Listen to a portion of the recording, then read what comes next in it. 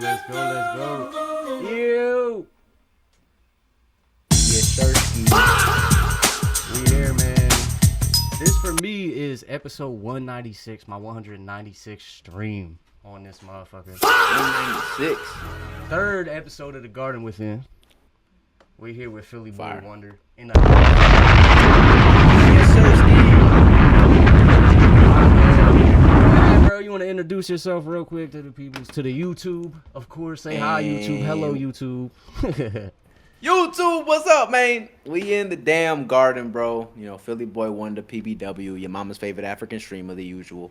I'm just a guy that likes to make content and have fun, man, and just chase the dream and just live life, yo. I always find it hard, bro. I'm not gonna lie. Whenever people ask me, so introduce yourself, man. Describe yourself. I'm like, I don't know how to describe myself, man. I'm just a brother that likes to create. Just so multifaceted and everything in between, you know, too, as well. Yeah, man. And also, sometimes I feel like an awkward question. I'm like, damn, how the hell do I describe Who are myself? you? I kind of I know. I'm kind of just me. You know what I mean? I don't even think about what that is. I kind of just make stuff, express myself, live my life the way I want to, and just go from there, honestly. But yeah, man, I'm creative, man. Love to create. And I feel like that's what we were put on this earth to do, is to create in some way, shape, or form. Hell yeah, creation. That's what The Garden Within is about, bro. That's all what The Garden Within here is about. With the combo today we about to get into is creativity, balancing creativity in life. How you balance chasing your life out here in the real world and also creating a persona authentic to yourself online. While still being as entertaining as possible, true to yourself, and everything in between. But first of all, how was the mood today? I know today is Mother's Day. How's your mood today? Having a good day, bad day, sunny day, rainy day? What's going on? Man, the curtains are closed because it would be bad lighting for this video, but it's a bright, sunny day, bro. No cloud in sight. Great, blessed day for me, bro. Before I hopped on this call, I literally talked to my mom for like an hour. Just had and the funny thing is like, it's Mother's Day, and it's a special day. But the way me and my mom's relationship dynamic is every day is Mother's Day. You know what I'm saying? It may sound a little corny, whatever, but that's really how it be. You know what I'm saying? I'm not trying to drop a bomb this early, but it's facts though, bro. Because especially, you know, I'm African, right? So when it comes to family and traditional values, we hold that very, very near and dear to us. And it's kind of a joke, honestly. Whenever Mother's Day comes, bro, whenever Mother's Day comes, we honestly kind of laugh about it because we're like, my mom's always like this. All these Americans, they want to celebrate the Mother's. Well, every day is Mother's Day. I'm like, yeah, I know. Every day, right? You gotta love your mom every day. It's true though. That's good. It's true. Because that's definitely something I wanted to get into as well. Because as you can see, I have my Venezuelan flag behind me and everything. So a lot of my cultural identity is very big. My South American. Very big. Yes. Ya tu sabe. But what I was gonna get into, especially when it comes to your Ethiopian background, is how your Ethiopian background shapes your identity, right? How being Ethiopian, how having an Ethiopian mother, how, I don't know, is your father Ethiopian as well? Yeah, bro, 100% Ethiopian. So being 100% Ethiopian, how that helps mold you and shape you into the human you are today, and how much of an impact that truly has on also your creativity and your creations that you put out into the world. That's a fire question, yo. That's actually never been asked to me before, ever. Give a bomb sound for that. That's fire. I love that question. I love that. Unfortunately, I can't hear it, but I'm there in spirit. I can hear it in spirit. But I love that question, yo, because, bro, the literal aspect of my brand is like the East African Prince. That's like my slogan. That's like one of my slogans. Or like your mama's favorite African streamer. You know, it's like, it's such an integral part of my journey, but also I feel like I have a interesting perspective because it plays a big role in my life, but also I'm so immersed in American culture too. Yeah. Right? Because I grew up, I'm a first generation, right? Like everybody in my family, they fresh off the boat. They came from the motherland, right? Me, I was born and raised here where I had both sides of the influence and the culture. Yeah, Oakland born. Yeah, Bay Area baby, right? So I'm a California baby, West Coast baby, but I'm also an East Coast African, right? So it's a very interesting duality where I feel like I'm a culmination of different cultures that really impact me in a powerful way. But I love everything about my culture, bro. This cross right here is the traditional Ethiopian cross. It's literally a 100-year-old necklace that's been passed down from my great grandpa to my grandpa to my mom to me. Yeah, it's an heirloom, bro. I didn't even realize how powerful that was until recently because people started telling me about the power of an heirloom and how rare that is. But I Yeah. really have an heirloom that I wear every day, Yeah, something that's and passed I'm proud down. of it, bro. It has energy, it Yeah, I has love it, energy man. that's been passed down through that time as well. It's not that's why it's very important. Literally. That has the same energy that Think about all the stories, bro. All the yeah, stories and experiences that occurred while people were wearing this necklace, and the same thing exactly. with me in my life. It's Exactly. wild, bro. So Exactly, plays a bro. big role in my life for sure. Yeah, bro, and that's very important. That's actually interesting that you say East African prince, and I would say I definitely identify so fully with my Venezuelan culture, and I'll say like I'm the Gringo Venezolano because I'm in America, American born, spend most of my time growing up in America, but I'm Venezuelan though, right? So it's actually interesting. I Same feel like experience. where I like how you say there's the duality too of that because when it comes to that cultural duality being of a specific ethnic background while growing up in the United States and being American, like you know what I'm saying, just as much Literally. American as you are Ethiopian as I am American as I am Venezuelan, and the fucking tropes that come with that and everything that comes with that in general and how Telling you. what do you really even want to lean into that identity that is actually true to you as well? It's tough, especially in America today, in the United States of America today, and how everything is here today. But It's true, bro. before we get too serious, too deep, I just want to know because I know you streamed damn near the whole 365. I tapped in early on your journey. What Maybe for not the you? whole. It was No, I like know. half. That's It was why I like said. half. That's why I said Like around yeah, the hole, yeah, around the yeah, hole, around the hole. yeah, yeah, yeah. He figured he was like, wait, hold up, what if? Do I really gotta be streaming every day? He's like, do I Bro, really? He's like, dead ass. do I really gotta be streaming every day? Hold up now. Bro, I got a lot of yaps for that, bro. So I'm gonna let you. I'm gonna let you say what you got to say because I got a lot to talk about for that. And then Honestly, I do. something like that, just shortcoming right to my brain right away is something that comes to mind is how it is that in itself is a metric that you kind of set on yourself, right? You was like, I'm gonna stream every single day, no matter what, like awesome, no matter what, like, and it's in a way, it's naive, it's a great goal to set, but at the same time, no matter depending on how your life is and how you how to balance your life and whatever you got going on in your life, it's a little bit naive to be like, oh yeah, I'm gonna stream every single day, like give output like that. And that's where, from the outside looking in, I could definitely see how maybe you had a mental transition and was like, you know what? I can have 365 days putting input into this shit without streaming 365 days.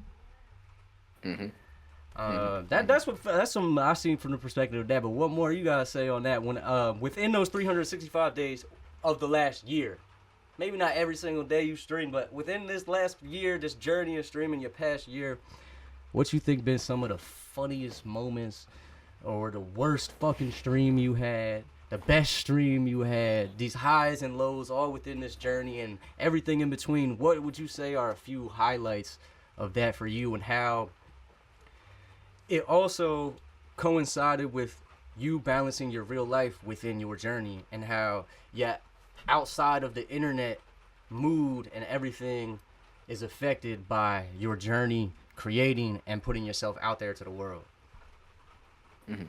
Okay, so this is like a multi-layered question. So it's like Multi-layered. one You could is start, yeah, you could yeah, just, you could okay. just So start with one your it was experience so far.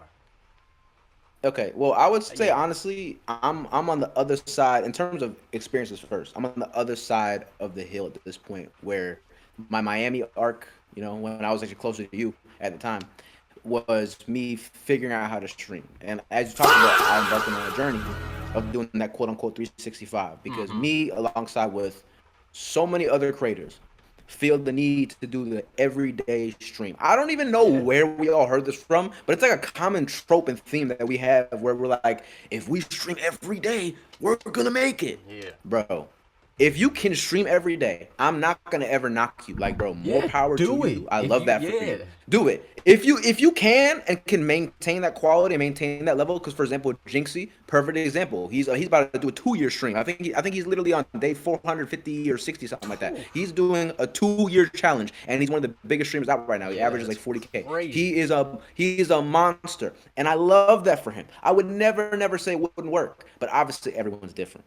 And in Hmm. my opinion, I think too many creators nowadays focus way too much on quantity instead of quality.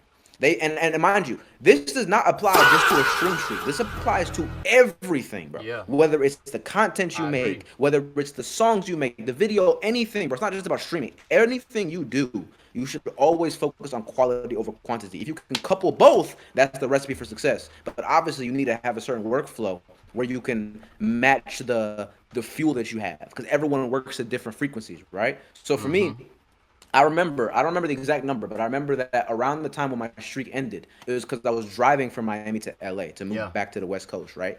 And at that point, I was around like the 150, 140 mark of like straight day streaming, and it was dope. But it got to the point where I was talking to my chat at the time, and at the time, I think I had like around maybe 8 to 10, 12 viewers, so it Yeah. was smaller back then.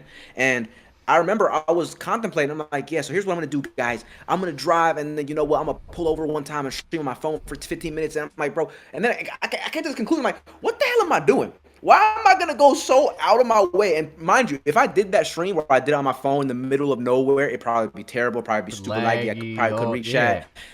There's gonna be so many problems, and it would be an objectively bad stream, but I'd hit my quota of like, hey, I streamed today. Yeah. And I'm like, when I had that conversation with myself, I really realized I'm like, bro, what the hell am I doing? Why am I fighting tooth and nail and going to the end of the earth to make sure that by any means possible, no matter what, no matter how bad I feel, no matter how bad the environment is, no matter how bad the stream is, I have to stream. It made no sense. So I kind of had like a little mini epiphany when I was moving, and I'm like, yo, I don't need to stream every day. I'm gonna stream most days because I love it, like Yeah. I want to do it. You know what I mean? Because this is something I Exactly. enjoy doing. But Yeah. it's not going to be something where I have to do it by any means, regardless of the quality, you know? And I Hmm. really, as I grow and get bigger and just learn how to get better in this space, I really want to empower creators with that mentality of understanding like it's okay to take time away to focus on your mental health. It's okay to take time away to focus on making better content and better streams or better whatever you want to do. It's Yeah. okay. You don't need to be all gas, no breaks 24/7 because Yeah. 9 times out of 10 you will not succeed that way, You burn right? out. And the last thing I'll say is, bro, is here's a great example that can relate to anybody that streams that watches this, right? Name one streamer that you know that blew up, mind you, really hear my words specifically, that blew up off of doing a 365. I'm not talking about one that is big now that is doing it like Jinxie. I'm talking about has there ever been a streamer that has blown up solely because of a 365? No. They blew up because of their unique content, their engaging personality, the certain things they did on stream, collaborations, all these different things. There was never a, oh, this dude had the method. He streamed every day for a year and Yeah, popped nah. off. It's There's not a plenty thing, of bro. people who streamed every day and who have gave shit or posted every day and have done nothing. Like Yes, you're right. exactly. It's It's completely about quality and the other thing that people forget about a lot of this stuff, whether it be streaming, comedy, movies, taking pictures, anything it may be, everything. that all of this Everything. stuff at the end of the day is art, and art isn't supposed to be turned into an obligation. You're supposed to just Exactly. create. So if Great you way are to say like you're it. saying, if you are the person who creates every single day and is okay to have output every day and doesn't burn out, you can do that and not feel bad. But if you're Yeah. also the person who, yo, you go in a cave for 6 months to create something that's super quality and you are a perfectionist in a certain way, and by the end of those 6 months, you made something that's fucking truly undeniable, that's definitely more valuable than someone who's just putting out bullshit every single day or just doing some type of Exactly. obligation every single day because they feel like you can succeed in something that's art based by doing something like an obligation in an obligation manner, and that Exactly. it doesn't happen like that, you know. Like for example, I made music and I've been writing music for a long time, for like the past 10 plus years. And I was a ghostwriter and I was in a lot of different studios, a lot of different rooms, doing a lot of things as sort of a fly on the Mm. wall in a sense. And I see how there is a lot of people getting a lot of money and resources put behind them in order to kind of just consistently put shit out, consistently feed some algorithm, consistently feed some shit that's going on in order to climb this Mm-hmm. ladder, rather than locking in internally, creating great art, and just letting the art be undeniable. Mm-hmm. Mm-hmm. And trust me, yo, I'm all for consistency. I think Yeah. consistency is a super big component in success. Don't You get me have to wrong, be consistent but regardless. you have to be consistent, right? But the other half, and it's funny because I literally had a conversation with Abe about this in the Mm-hmm. last video we did. But the other half of consistency that I hate how nobody talks about. I swear, if I don't hear anybody talk about this. It's very rare. You have to also consistently improve Yeah. because you can be consistent, yo. Like it's cool, you can show up every single day, but if you're showing up doing bullshit, you're not gonna grow in anything you do. It's not just Correct. streaming. Once again, like the stuff we're talking about is just creative endeavors or just life in general. Exactly. Like and I learned from experience, right? Because as I've been doing this content and finding my voice and finding out how I want to articulate myself and make dope content that really speaks to me, I could see the difference in what I'm doing now versus what I used to do because I was doing the same thing. Yeah. And then once I started experimenting, once I started studying and learning what works better for what I'm trying to do and how to get my message out there, I've seen way more success, you know? And that was only because I did the other half where I took the time to learn, experiment, challenge myself, and then do multiple things to get myself to a higher echelon of my career, you know? Yeah. And it's a Exactly. phase. I'm not saying everyone's on different timelines, right? Like I understand. Trust me. I had my phase 2 for like almost a year where I was trying different things and I couldn't figure it out. And I was to a degree posting bullshit. I mean, I was consistent. I was showing up, and every now and then I maybe get a successful video, but for the most part, I wasn't doing well because I didn't know how to execute. Mm-hmm. But that's why you keep going until you figure out what works for you.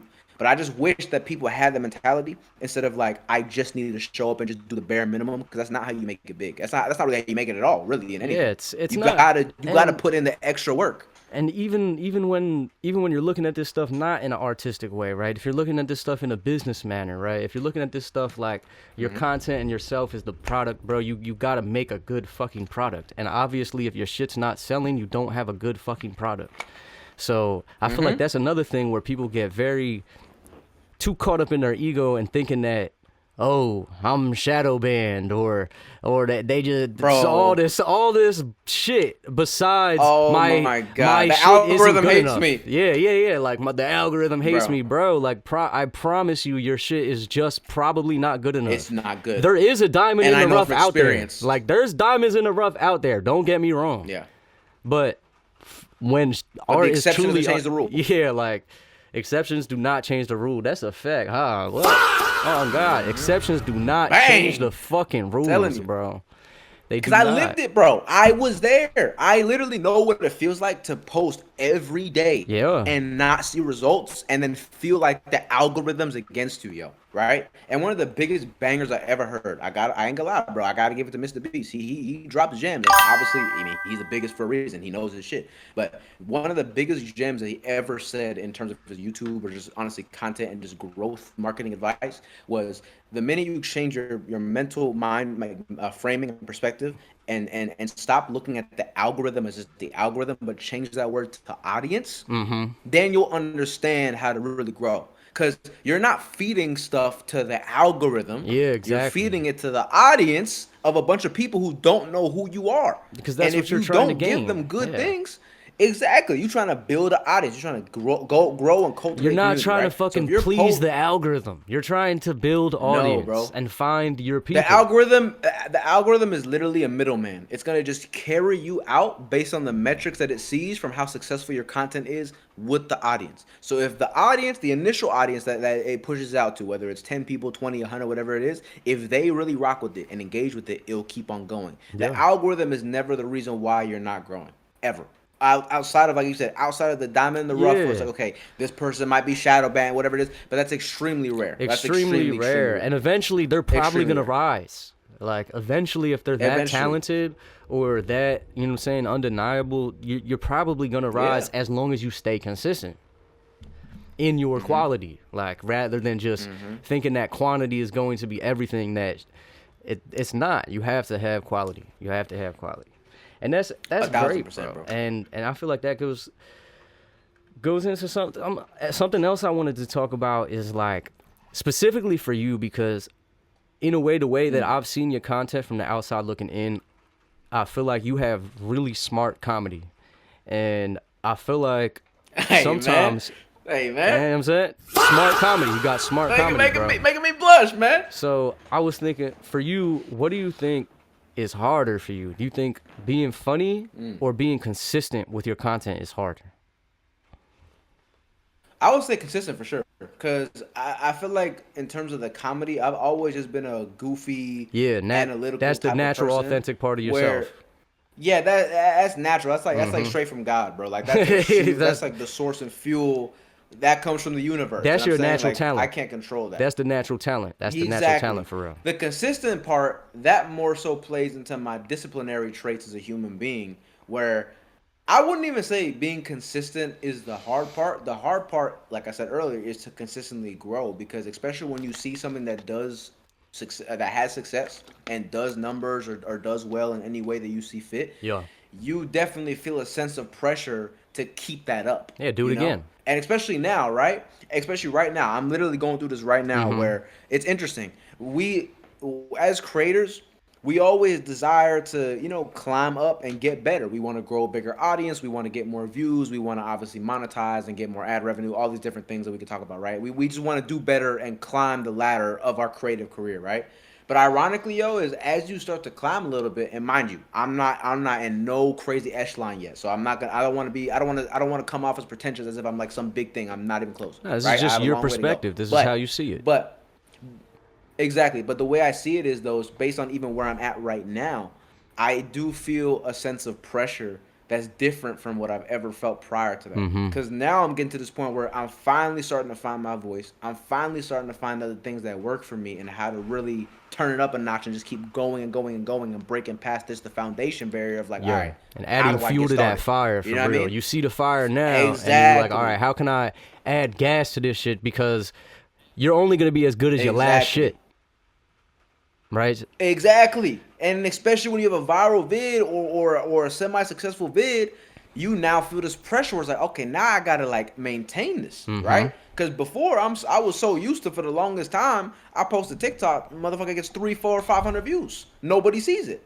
That was my normal. Your right? expectation, so it's like, too, also when you from don't it. have Exactly. When you don't have a standard that you have to meet that feels higher than just, I'm going to post this thing and forget about it, it does give you a sense of pressure, right? So that's why the spot that I'm in now, I would say it's not really hard to be consistent, but I find a little bit more pressure on consistently making stuff that's at the standard that I feel like I should hold myself to now. That's different from how it was a year ago, if that makes sense. And I think that kind of goes know what I mean? also right into metrics, right? You're really, in a way, that's basing things off of metrics. But that's where what I like to touch on a lot is how you really got to set your own metrics for your own success, right?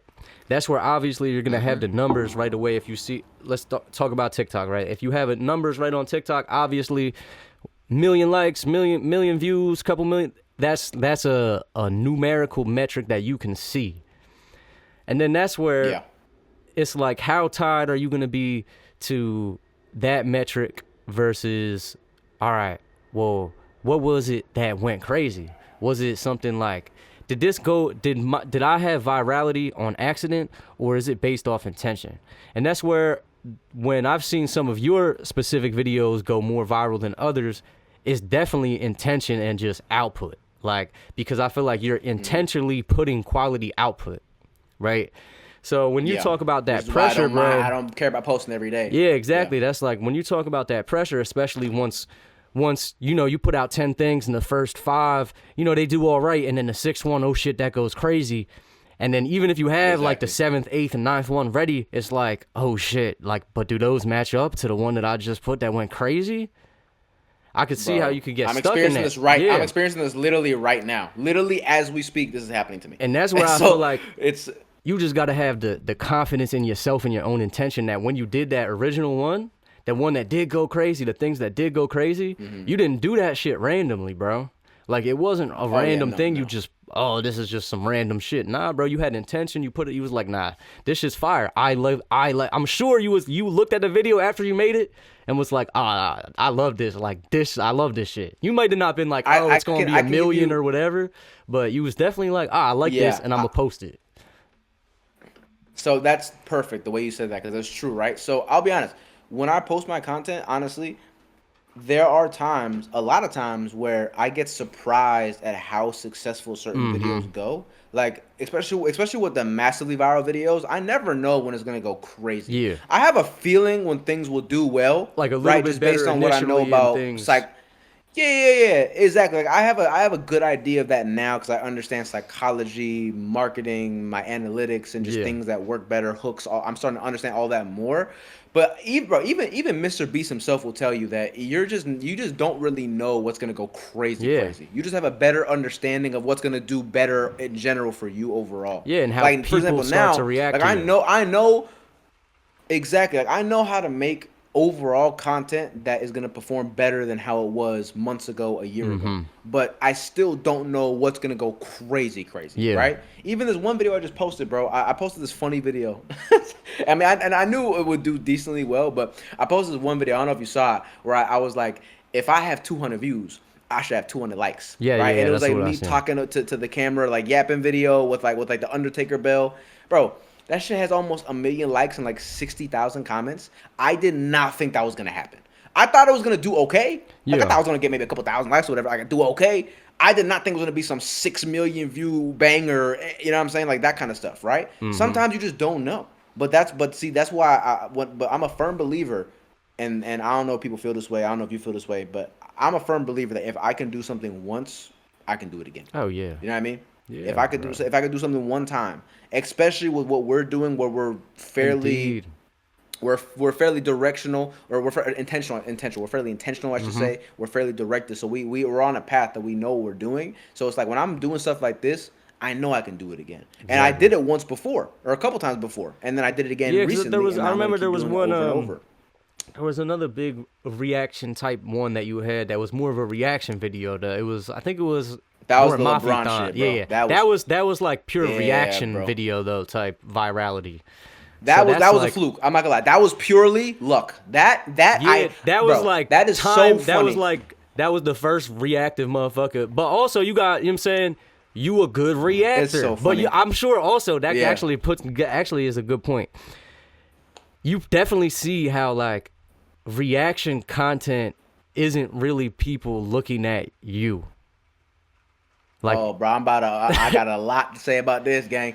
I have so much to but say about in a this. way, there is a balance. There is definitely people like when it comes to long form reaction, they're definitely seeing your reaction. But short That's different. form, That's yeah, different. short form reaction is very interesting because I feel like you can see plenty of people go viral off of short form reaction, but it's about the content that they're reacting to rather than them as the reactor. 1,000,000%, bro. I am a very big anti-reaction content, short form content person now. And once again, I'm not hating on people that do it, Yeah. but if people were to ask me, is that the way to grow? I will tell them no every single time. Yeah, fuck And no. I'm saying this as somebody who used to do that because if you go to the beginning of my TikTok journey, that was the foundation of it at first. It was reaction videos. And occasionally, yeah, you get maybe a cool little mini banger here and there, but 99.9% of the people are going there for the video, not for you, like you said. And I think I could talk about this honestly more than a lot of other people because I have the perfect example. Well, you just brought up the viral Mafia-thon LeBron Mm-hmm. video. So fun fact, that is my biggest video I've ever posted on any platform ever. That is my most viral video. On TikTok, it has like 15 mil, right? Like 3 million likes, right? Which is, okay, cool numbers, right? The ironic part about it is, though, I post that video. I did not gain nearly as many followers from that video as I have been from the recent videos I've been posting because it's more about me than the video. And also on top of that, when I posted that mega banger LeBron video, the 3 months after that video, I couldn't get one TikTok to hit 1,000 views. Not a single one. I No. posted TikToks every day for months and months and months. Mind you, the typical stream content, my whatever reactions Yeah, or yeah. chat stuff, collabs, whatever it Mm-hmm. is. Every video, 500, 800 views, 300, 200, whatever it is. And you would think, bro, you got this massive 14, 15 million view banger. You're Where the good. people at? Where the No, fuck are they because at?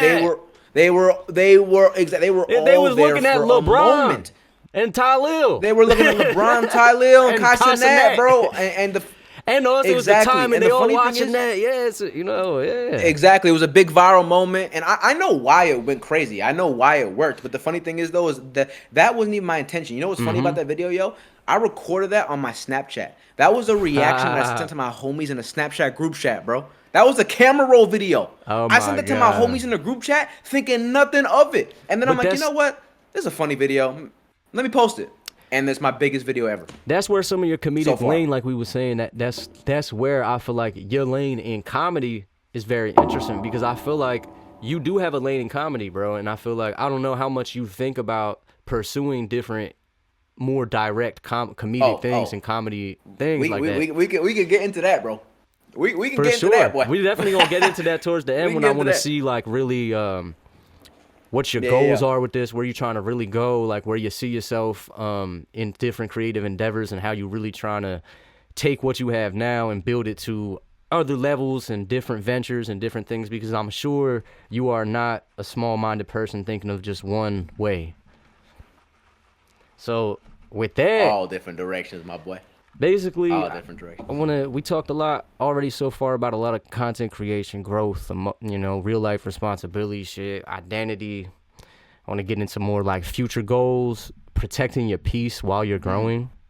You know what I'm saying? Making sure that you good while you is growing, and whether that be growing 50% one day, 1% every day, or fucking quadrupling down in 1 week and not knowing what the fuck to do next, is just making sure that how are you protecting your peace through your journey, and how are you making sure that you good while being able to chase after everything that you want to.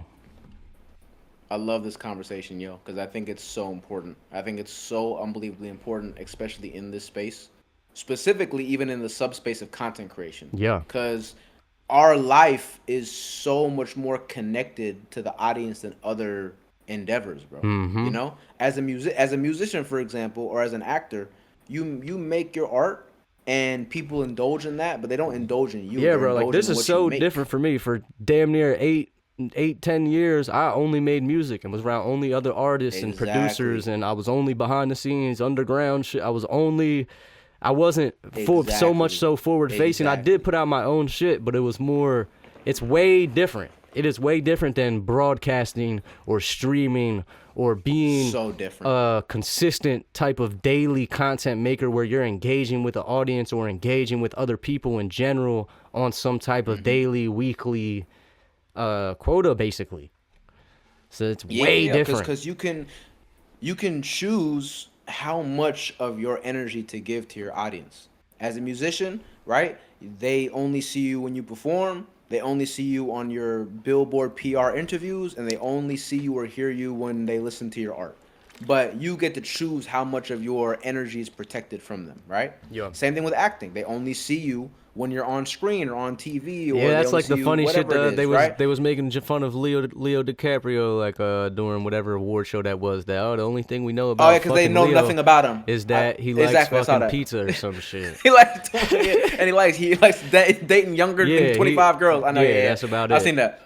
But with streaming, is very different because your life is your art, right? Yeah, Like you're exactly. broadcasting your experience. You know what I mean? So Exactly. it's a very, very interesting and different kind of art form and platform. Damn, And that was actually the reason why. And that was actually the reason why I was streaming at first, because I initially wanted to be just a pure content creator, like Yeah. make skits and reels and YouTube videos, and then I kind of just fell in love with streaming as time went on. Yeah. But when it comes to protecting the peace, yo, I think it's just really you just have to be good at prioritizing yourself and know what is the most important. So for me, I love streaming. I love talking to my community. I love making content, but I also love life. Like I love going on walks and listening to music or podcasts. Loves touching I grass. love talking to Look. literally though. Yeah, I mean literal. Like bro, Yeah. you know what grounding is? Yeah, you take Bro, off your fucking shoes, bare my brother. feet. I know the I ain't vibes. trying to give you a feet cam, but bro, I put Oh the feet on my the grass. gosh, hold up, bro. They gotta pay I'm for sorry. that at least. Holy shit. That shit, yeah, no, we I'll would give have had to make this a I'll give him a little sub-only stream. freebie. Holy shit. I'll give him a little freebie. Nah, but OnlyFans on the way. I'm kidding. Oh No, my but seriously gosh. though, what I'm saying is bro, like I ground. Literally, I go to Yeah, the park bro, down the it's street in important. LA, and I literally stand in the grass, have my AirPods in, listen to music or a podcast, and I just try my best to stay connected to the source, which is Earth, nature, my friends, my family. And I feel like when you We in the garden when right you now. prioritize, literally in the garden. That's why actually I You love the sit right idea of outside this and the there, branding you of know what this. I'm saying? I wish I would take Bro, the no, cam out, your bro. setup is fire. I'm envious, bro. Your setup is fire. Really. Oh, this is But this that's is what I'm a saying. It's like long. This is damn near 10 years making this setup right here. I made this That's desk lit, too. yo. I built this desk, everything, bro. I remember you showed me that back in the day. I remember that actually like months everything- ago. I remember you showing me the build process. Yeah, I That was did. fire. I put that in the. I remember you said that. in I the remember tribe. Shout out to the fucking tribe. Thirsty. The motherfucking Thirsty, Wonder man. Tribe. So what I'm saying is like I just think that you got to put you first, right? Yeah. And it's not selfish by any means to put you first. I think everybody should, and that's why I love. This is a slight tangent, right? But one of my favorite Kendrick Lamar songs, and it's actually an underrated song in his discography, is the ending to Mr. Morale and the Big Steppers, which is also an underrated album actually. But the song Mirror, I love that song. And the hook and the chorus of that song is "I choose me, I'm sorry." Yeah. And it's basically him. The entirety of that song is basically him accepting the fact that he is not everyone's savior. He is not God. I am he not is your not somebody savior. that could do everything. He has to put himself first, and he apologizes, but he has to choose himself first and do what's best for him. And that's been one of my favorite songs for a long time because I relate to it so heavy. Because I used to be that person that wasn't like that, where I put people first over myself. Yeah, bro, people And that's how you pleasing. see your mental health deteriorate. You know Yeah, what I mean? bro. You can only So- stretch yourself so thin. I feel like a really Exactly, and that's perfect why example that everybody can relate to that in a way is when you get on the airplane, right? What did they tell you before you get on the airplane? That if this plane goes down, make sure that you put the air respirator on your face before you try to help others. Yeah. Oh, for Because you sure. got to make sure that you can breathe before you help others breathe. And that goes Yeah. to everything in general. If life is like this fucking water that we trying to stay afloat in, you got to be able to reach the top before you can get anybody else up there. For sure. There's going to be no way, you know what I'm saying? So that's why it's very important, just like my boy Philly says, to love yourself, bro. But got to. Like, you Self-love have to is the love best yourself, choose yourself, and make sure that what you are doing is starting with you and how you feeling about shit. Like, for real, bro. Exactly. For 'Cause real. One of my favorite quotes, bro, is you cannot pour out of an empty cup and you cannot feed others on an empty plate. It's so true, man. And I used to be doing that as you drink some water. I love that. But you can't pour out of an empty water bottle. You can't, bro. You literally can't. And I tried to be that person and it doesn't work. And that's why people who think that it's selfish to put yourself first is ironic because it's probably one of the least selfish things you can do. Because the way you can contribute to the world the most is when you are at your highest self. You know what I mean? Exactly, So trust me, bro. I have a lot of big aspirations and goals, right? A perfect example is deeper than all this content and creative stuff. Is I really want to do community work, right? Yeah. But obviously, you need capital, you need resources, right? Like I want to go back to the motherland Yes. in Africa, and I want to build schools Yes. and wells and hospitals one day, right? Like way down the road, I really want to do that. But I can't hope to do that until I build myself first and Yeah. have what maybe some people consider a selfish endeavor or a selfish journey, but that's what I got. I got to put everything into myself Yeah. so that way eventually I can give back to others. You know what I mean? Mhm. That's So that's like one of the end goals I have. But that's a perfect example of like I'm pouring into myself only right now, so I could pour into others later. You know what I mean? Yeah, kinda how I that's view it. sort of like pouring into yourself, and that's also like pouring into things that benefit you as well. So like you can pour into other things and other people as well, as long as that's going back to loving you. Like, there's plenty of ways that you can, like, if you know what I'm saying, if you got a partner, if you got family that you love, you can just because you spend time with your family, that's not loving yourself. Or like, just because you don't grind every single day on content creation and you spent some time with some people that you love doesn't mean that you're failing yourself or not pouring into yourself, as long as those relationships are helping you be the person that you truly are too. Because I feel like a lot of times a toxic perspective and outlook, when people might even hear like, yo, you gotta love yourself and pour into yourself, is they could take that into an extreme manner and only isolate and be like, fuck everybody, in a way, it's just about me. And no, it's balance. Balance. And exactly like you saying, balance is the most important thing. So no matter what you're doing, you have to have that balance. Whether anything you do, you gotta have that balance. That's why things like yin and yang exist, man. There's not gonna be north without south. Real. West without east, everything in between. But yeah, That's bro. facts, so I'm very big on that. overall, you know what I'm saying? So what would you say, well, like, back to the metrics, right? Metrics of success. What I'm gonna give you like three layers of a question, kind of to end the garden within, and then we continue our conversation. But you know what I'm saying? We'll end the garden within with these three couple questions. Is, what does success actually feel like to you? What are you trying to protect while you're growing? And what matters more to you now than it ever has before? Damn. Okay, first, the question of... Here, let's go. So let's go one at a time. So remind me the first question one more time. So we'll go, what does success actually feel like to you? Like, what are your metrics of your own success? I think, like, when you do this or have this, or once you get to this point, you're going to be like, oh, I'm successful now. Or do you feel right now like I'm successful now and I'm just getting to be more successful? I think I'm already living the dream. I just have... He guessed what the teacher was thinking. That's exactly, that's the answer I was looking for.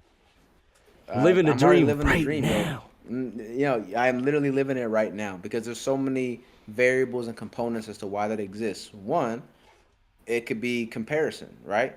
I say this all the time. There's another big thing that me and my family talk about, that I was raised on when it comes to traditional, like, African values, is that comparison, a lot of times in at least westernized culture, is viewed as the quote unquote thief of joy, right? That's what a lot of people think. Like, don't compare yourself to others because it's the thief of your joy. It can, in my opinion, in a way. I think it can. It can be at times, right? But what I was gonna get to is, I'm not saying it can't be, but I'm saying that's in my opinion. I believe that's if you allow it to be, it can be, right? But I think perspective is everything, and I think that comparison, depending on how you look at it, can either be the thief of your joy or the greatest sense of gratitude and appreciation for what you have. Because when you compare yourself to others, right? Love yours, J. Cole. Love that boy, man. But the thing is, it's very easy to compare ourselves to others that have what we think we don't have. But in reality, for most people, there are more people in the world that have significantly less than you than those that have more, right? There are probably thousands or maybe millions of people that have what you want. But there's also billions of people that don't have what you have. So you have to be able to have the cognitive thinking to understand that, there's probably a subsect of people in this demographic that have things that I want, that I'm kind of mad that I may not have. Have you been to Ethiopia? But there's also way more. I have not yet. I will very soon. Man. I really want to go. Like, when I was growing up, I've been to Venezuela a lot, and I would say that definitely adds a lot of perspective and to global perspective, and how, like, I saw the world growing up, and how I was able to see that comparison in that way of what you're saying. Like, exactly. I'm so fucking blessed. Like, I'm so fucking blessed. I'm blessed. Like, I haven't seen it, but I was raised to think this way, so I understand it. But I know that when I do see it, it will add a whole new level of understanding. Of how your parents made sure that you understood the importance of your cultural identity. Literally, like, and that's also why you understand. Shout out to parents. Shout out to fucking parents. Shout out to parents, man. Happy Mother's Day. Happy Mother's Day indeed. Shout out, Mom. Love you, Mom. Oh my God. Shout out to Queen. Shout out to Kings, man. Nothing without our parents. Nothing without our parents, man. But You speak another but language? I'm actively learning, man. Oh, that's I'm good very though. Americanized, yo. It's tough out here, again, because I be meeting people in LA that are literally Ethiopians, And and they they be and talking they to me hit in my you. native tongue, and Yup. I'm like, damn, I don't understand you. I'm under There's a lot of disgrace. languages in Ethiopia though, right? There's got to be at least 50 or some Yeah, shit. there's Tigrinya, Amharic. There's a lot of Yeah. different kind of languages, but like even the one that my family predominantly Mm-hmm. speaks, which is Tigrinya, it's not something that I understand too well. Which I'm trying to Are they lock mostly in, man. I'm trying speaking to get it in better the at it. house, or are they speaking English to each other? Not see, this is the weird thing, yo. I was raised like in my household, I was raised mostly in English. But when I go to like my aunties and my other cousins, Yeah. whatever it is, it's different over It there. depends And then upon the everybody be family, asking. you know. Like I have a lot of It cousins. I does, have a lot yo. of cousins who are like, you know, their household is only I got a lot of Spanish, cousins. like, or some households only English, some households. It depends on if everybody speaks Spanish or not in the house or whatever it may be. Yeah, But yeah, exactly, bro, bro. I So feel it's like frustrating that's sometimes. So yeah, I can see that. I'm I trying to could get better. definitely see how I feel like there's a lot of first generation kids who are learning a language right now, who are even grown up I'm learning right it now. late, bro. I wish I No, grew no, up, no. bro. There's I plenty wish of I grew people, up bro. Plenty of doing people. this. Like my younger Yeah. sister who didn't always speak as much Spanish growing up. Like she's doing she studied more Spanish through university, and now she helps even teach English as a second language course right now. Like one night a week or two nights a Damn. week, she helps people learn English while she's still learning better and better Spanish. And she can speak Spanish fine, but like she's still improving and improving and improving. And me myself as well. Like I do a lot of daily writing and daily writing activities in general, whether it be writing in my journal or voice journaling. And now in the past like 6 months or so, I've been more trying to do the same exact journaling in a way in Spanish as well to improve my Spanish to be just as profound in a way in Spanish as I am in English, because although I can speak Spanish fluently, I would say I could definitely give you a more intellectual, profound answer and perspective on things in English over Spanish. But that's where even well, you grew myself. up speaking English. Yeah, I grew up speaking English, but I grew up I grew up Yeah. here speaking English, even though I would be summers Venezuela, or I lived in Miami for a long time too, growing up, and also later in life as well. Whereas you know, you can't go a day without speaking Spanish in Miami if you live in Miami. Every Cuban, bro. 70% Cubans out there. Oh That my shit is goodness. crazy. Yeah. Wah. Nah, literally. But But no, yeah, yeah. bro. So it's been interesting. I'm very grateful for my family, because even though I haven't seen the other side of life in person, Mm-hmm. I was very educated on those values. You know. Yeah. So I would say, yeah, that's a super big part. And then what was the second question? What are you trying to protect while growing? Like for you, what are you trying to protect within yourself? Even whether it's like, you know, you're like your free time or your time that you do grounding. Like, you know, whatever I it may would be. say my soul and my Ooh. peace. Soul, peace, sanity. Don't let them get it. Oh my God. I'm playing the Illuminati sound right now. That's why I said soul first, gang. That's why I said soul Yeah, first. Oh my That's why I said gosh. soul first. I'm gonna bro. send you a song after this too about a lot of actually yeah, once we get off I'm gonna give you a quick soul search story, especially about the canyons in LA that I went on, but that can't be on stream right now for now. But You don't, Yeah, you but don't want to that watch question- it. I feel you. that question is but yeah, so you're trying to protect your soul and peace. Trying Yeah, to protect your soul and peace. exactly. And I think a bigger, And deeper than just Mhm. the industry. Yeah. It's deeper than just the industry. It's also just literally just human connection in general. Yeah. Because the thing is too is Oof. this is the duality, go. right? Once again, duality is a very big word in this conversation. Yes, it but is. when it comes to streaming, I'm aware of the immense pros and cons that come with it, Yeah. and also why there's a specific type of character that's able to do this. Yeah. Because especially when you climb up the ranks, get bigger and more successful. Yeah, obviously there's a lot of pros when it comes to the money and overall success and the things you can do.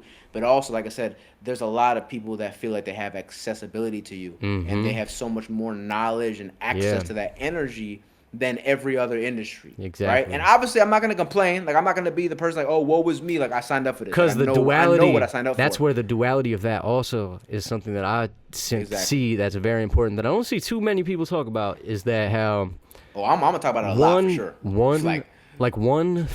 One streamer fan is way more valuable than like 1,000 listeners of like a music artist. Oh yeah. Like For sure. one like actual person who's in your community, like one person who's at most of the streams, like go in your community, in your Discord, always there pulling up, engaging. One of those people is like, they're worth more than damn near 10,000 fucking listeners on Spotify if you an artist. Yeah. Because that's the type of person who if you put out merch, they gonna buy whatever the fuck you put out. They're your ride or die. They're ride or fucking die, because part of it is definitely a parasocial aspect of feeling like, oh, this is parasocial's the word. Yeah, word so that's definitely part of the aspect, but that's also where you see so much money coming into streaming because of the ads, and the ad spaces are understanding that oh my gosh, even if this person doesn't have 1 million people watching, it's way better. The 100 people that watch him are so much more influenced by him or her than if I got this person who got 1 million followers and 1 million listeners. Like, the people who listen to their shit are not exactly influenced in the same manner as people who are engaged in streaming culture are going to be. For sure. And that's definitely, I feel like, a crazy duality aspect of that is like, yes, people do have crazy access to you as much as you allow them to also. And on the same time of that, since they have all that access, people feel so much more connected. That's literally what I was gonna say, word for word. That's the last thing you said was perfect, yo. The access, because there is no other industry that exists like streaming where there's this much access, which is a pro and a con, because you can build the most dedicated support system and community.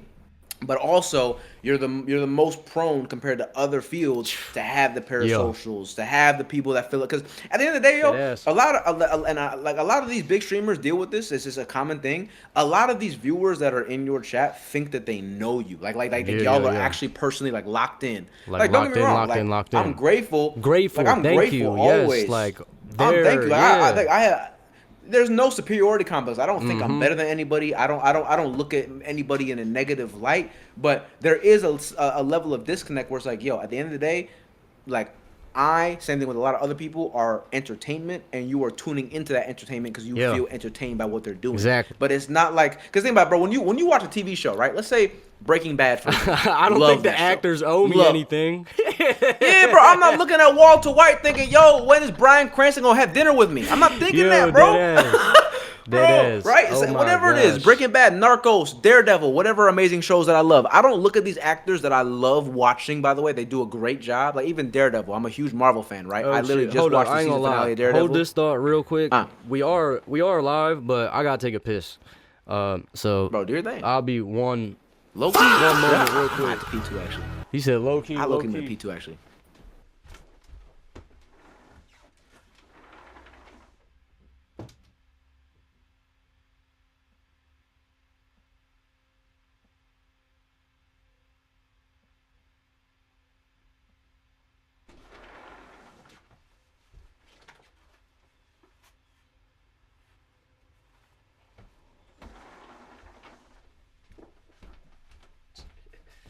Perfect bathroom break. Perfect bathroom break for the guys. What a perfect bathroom break. Perfect bathroom break for the geysers. Beauty and the Beast.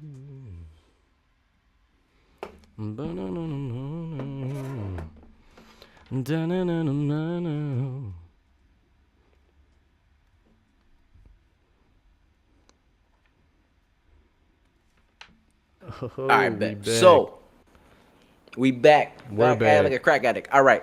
So, what I was saying was, for example, I love Daredevil, right? One of my favorite shows right now. I'm a very big Marvel fanatic, bro. Side note, real quick, do you like Marvel? You a Marvel guy? I like Marvel. Daredevil? I like Marvel now. Later into my adulthood, I started to like Marvel. But when I was younger, I was a hater.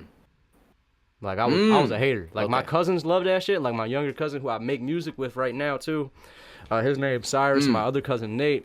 they always loved Marvel, and I was definitely a fucking hater. I'd be like, bro, I'm not trying to watch this. You thought it was like nerdy or something? Not like nerdy shit, not right? like nerdy necessarily. I'd just be like, I'm not trying to watch some superhero shit. When it came to film and stuff, in a way, when I was younger, which is weird, in my brain, it's just like kind of opposite in a way. When I was younger, I felt like I wanted to watch more like real people stuff, like real life films, like real life films, or like more things like that. And then I didn't have as much appreciation for like the world building and stuff, right? But now as I'm I did fuck with when I was younger though was Harry Potter. I fucked with Harry Potter. Bro, you know what's crazy? I've only seen one Harry Potter movie. Oh my god. I have not seen Harry Potter. Oh my gosh. No, that's some shit. Bro, I don't know if you can do it, but that's some shit you could do with you could do with your community or some shit, is do a Harry Potter marathon, cuz the way motherfuckers love Harry Potter is like No, I know. They got a cult fan base, bro. Like they got a cult fan base. I love Harry Potter, but I don't love it like that. I got you. I mean, I'm the same way. I love Marvel. I don't love Marvel like some of these people. But you're not like at right? every single like the fan con things and stuff like shit like all that. I mean, I might check out one maybe for fun. Yeah, especially now. But no, I'm not, bro. I'm not an obsessive fanatic, bro. Like I just like watching Marvel's it hard. at the theater. I fuck with Marvel now for sure. The world building of everything and the is shows so are dope. really fire. Super awesome. Daredevil. I think I watched Daredevil. Bro, I highly recommend that show. It's one of my favorite shows of all time. Daredevil. It's amazing. The show. It's amazing. Daredevil. So they have two versions. They had the Netflix version, which is the first 3 seasons, and then they had the recent 2 seasons on Disney Plus that just came out. Daredevil Born Again. Oh. Daredevil Born Again's okay. It's solid. Nah, this shit was hard. I did see the first 2 seasons. This shit was hard as fuck. Good. Yes. Exactly. And season 2 just finished literally last week. The first. And Yeah. And Punisher about to come out next week. Yeah. So it's Punisher amazing. is coming out. Bro, the show version? Punisher. No. So he already has a show, but he has a special, like a 1 hour and a half special coming out next week. So excited for it. I love the Punisher. Top 5. And what's his name? But anyway, the actor so that. Anyway, continue. John Bernthal. John Bernthal. Charlie Cox, Daredevil. Right, I love him. Yeah. But no. So my original point is as to why I brought Daredevil up for what you're talking about is. I love Daredevil, right? I love Charlie Cox as an actor. I don't look at him as somebody who's my friend that I feel like I know because I love his work, right? Yeah. Like I have been watching him since I was a kid, right? When the first Daredevil came out, I think I was like 14 or something, right? Like I've been watching him, like I've grown up watching these people, right? Mm-hmm. So like my point is I don't feel a connection to these people. If I were to see Charlie Cox in real life, I'd be like, yo, what's good, bro? I dab him up, treat him like a normal person. I treat him like a normal human being, I dab him up, right? But I wouldn't be like, yo, like, you don't know me, man? Like, I thought we were friends. No. I've been watching you since I was fucking a kid. Are you serious? How do you not know me? Hey, he's gonna look at me like, bro, what the hell you want me to do with that? Yeah. And that's what I'm saying. So that's the duality of streaming, which, once again, I signed up for it. I know how this is. I know how it's going to get as I progressively climb up in this space. But oh, my gosh. Only in a light manner. That to go... You know what's crazy? Back to about streamer fan bases. My fault. I cut you off again. My fuck. No, you good. Streamer fan bases. So much That's AI. A whole conversation. So much AI making. AI photo making of. People doing other shit. Oh my god, bro! And honestly, I know it's gonna happen to me. It's actually already happened to me right now. There's literally a channel on my Discord called AI Philly. Oh my god, it's bad. That's it's bad, bro. Like I have a much smaller community, but I even see the shit now. Sometimes some people come in and then they start sending pictures of AI pictures of me and other people in the Discord, and I'm like, bro, what the hell? I'd be like feeling like, how am I supposed to feel about this?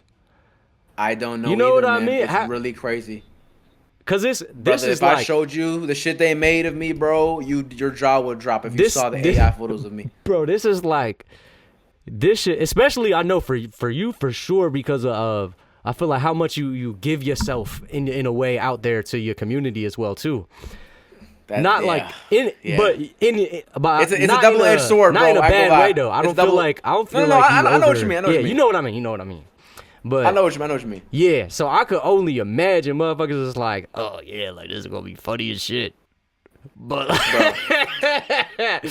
no, I'm like playing, man. You don't even. I'm know gonna have to check one of these days. I'm gonna have to check in the Discord You can and check, look at man. that shit. They put my face on fucking Diddy at the red carpet. Oh They got my me meeting god, with they doing all kinds of crazy shit, bro. bro. This, And this, I have so many different aliases, yeah, bro. Like there's like for example, my name is Philly Boy Wonder, right? So yeah. basically they make an AI version of me and then they do something Boy Wonder. So for example, there's obese Boy Oh Wonder, my gay Boy god. Wonder, Diddy Boy Wonder. There's so many Boy Wonders I've lost track, man. There's so many different boy It's wonders. so it's so bad, right? But see, the thing is, though, is for me, I don't mind at this level right now because it's obvious AI and obviously just for Yeah, comedic content. exactly. The real danger, though, and you've probably seen this, the real actual danger is like, Oh when you yeah. go on Twitter, which holy hell, that is a demonic app. I I ain't haven't gonna lie, bro. Like I haven't used I haven't been on Twitter in like probably over 5 years.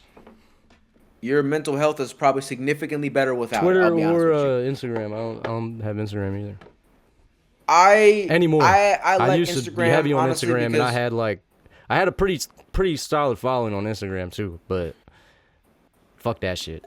I was like, fuck this shit. I mean, I get that. I get that. It's honestly, your mental health is probably better Oh, yeah. without it. It's just like, I would say that out of Oh, all shit. the social medias, though, I enjoy Instagram because of like the content that I indulge in on there. Like, Yeah. I've kind of, I've done a really good job at kind of building my algorithm for what I wanted to feed me, so I really enjoy it. Yeah. But Twitter is different. Twitter is a cesspool, dog, of just degeneracy, racism, sexism, every goddamn ism you can think of on there, bro. It's so bad. And one of the worst things you can see on there also, which goes back to the AI conversation, right, is there's a lot of these, like the typical like news account or media Yeah. account where they just post updates of streamers and pop culture, whatever it is. You will see so many videos or photos with a paragraph which is completely fabricated and false and not true of some person doing something that never happened. Yeah. And they will even post AI photos of these people that doesn't even exist. And people will see that and run with it and believe it. Yeah, Like, bro, bro. literally this morning I saw this post, and this is why I stay off Twitter for the most part, but I saw this post of this one streamer by the name of Pokimane, right? She's a female streamer. Okay. I think she's like been around for a while. She's like in her late 20s, right? She she's in a the very famous what streamer. they call those type of streamers, poggers. Pogger, exactly. She's in Right. the Pogger community. She's like I think she's like Moroccan or some Why do kind they of North call African, why do like, they white call girl. them poggers? Is it just because it's like I have feeding no to white idea. people? I think I'll it's be just honest, a white group. I thought it just. I'm had not that tapped. That's what I thought it was. I From don't what know. 'Cause I've I know that there's a thing gathered- called. Yeah, from what I gathered, it Yeah. seemed like the people who pander to white people. Oh no, for sure. Like that is what it is. I don't know why it's called that because I know there's like a WL community which is more diverse of like black people, Hispanics, and stuff like that. WL. And then Okay, there's okay. Poggers. Yeah, WL. Yeah, so Okay, okay. WL is like the Kaisa Nats and Speeds and your Okay, race people yeah, like that. yeah. All and right, then all right. Poggers is like Ludwig, Like those people, yeah. Valkyrie. Yeah, exactly. yeah. I don't know why it's Them. called either. That's what He it is. said them over Exactly. there. Yeah. Them motherfuckers. Them Them over over there, there. yeah. But to make a long story short, so I saw this post of Valkyrie where she's talking about like the D4VD situation about the murder case, right? Mm-hmm. And it's a completely fabricated story, bro. It's a picture of her crying, talking about how she has nightmares about David attacking her. Oh my God. False headline. She never said that. And also false image. She was never crying on stream. Completely fake news. And there's thousands of comments going with that, being like, yo, what is she on about? And that was never true. And she posted a confirmation saying today, y'all, by the way, this is fake. I was not crying. This is all AI. This is not true. And it's kind of wild how now we're in this era where if you have motion, if you have notoriety, a lot of these media pages will utilize your what's the word I'm looking for? Your name for clout, right? And post false captions, Yup. false photos and videos, and post it as truth. And then people will take that and not do any research and then have this preconceived notion about these people till the end of time. It's crazy, bro. That's where And that it's probably goes gonna happen to into me. that's That's what I'm just scared goes about. into how clipping culture in general right now, and how clipping culture has Oh my God. engulfed over every single type of thing that exists, even the news right now. People scroll on social So medias, bad. TikToks, Instagram, Twitter, whatever it may be. You can see fucking news anchors walking on the street, recording a video with their phone, like telling you the fucking news story like they're a content creator, because that's just where media has shifted to. And that shit is also so Exactly. insane to the point because since media has shifted completely, even the news, to this clipping culture, the other thing about clipping culture is you put the fucking climax in the beginning of the clip. you have to engage people, right? You have to engage people, especially when it comes to clipping things that are happening, not just like necessarily making a piece of content, but clipping some type of long form thing. Is when you want people to have attention, you have to create a narrative, whether it's real or fake, to get people to click, because the only way you're getting money is getting it from clicks. So you don't give a fuck what it does to any other person, what it does in real life. And yeah, it's crazy with streamers and other media personalities, but what's dangerous is when, you know, they have the video of I gotta be careful with my words.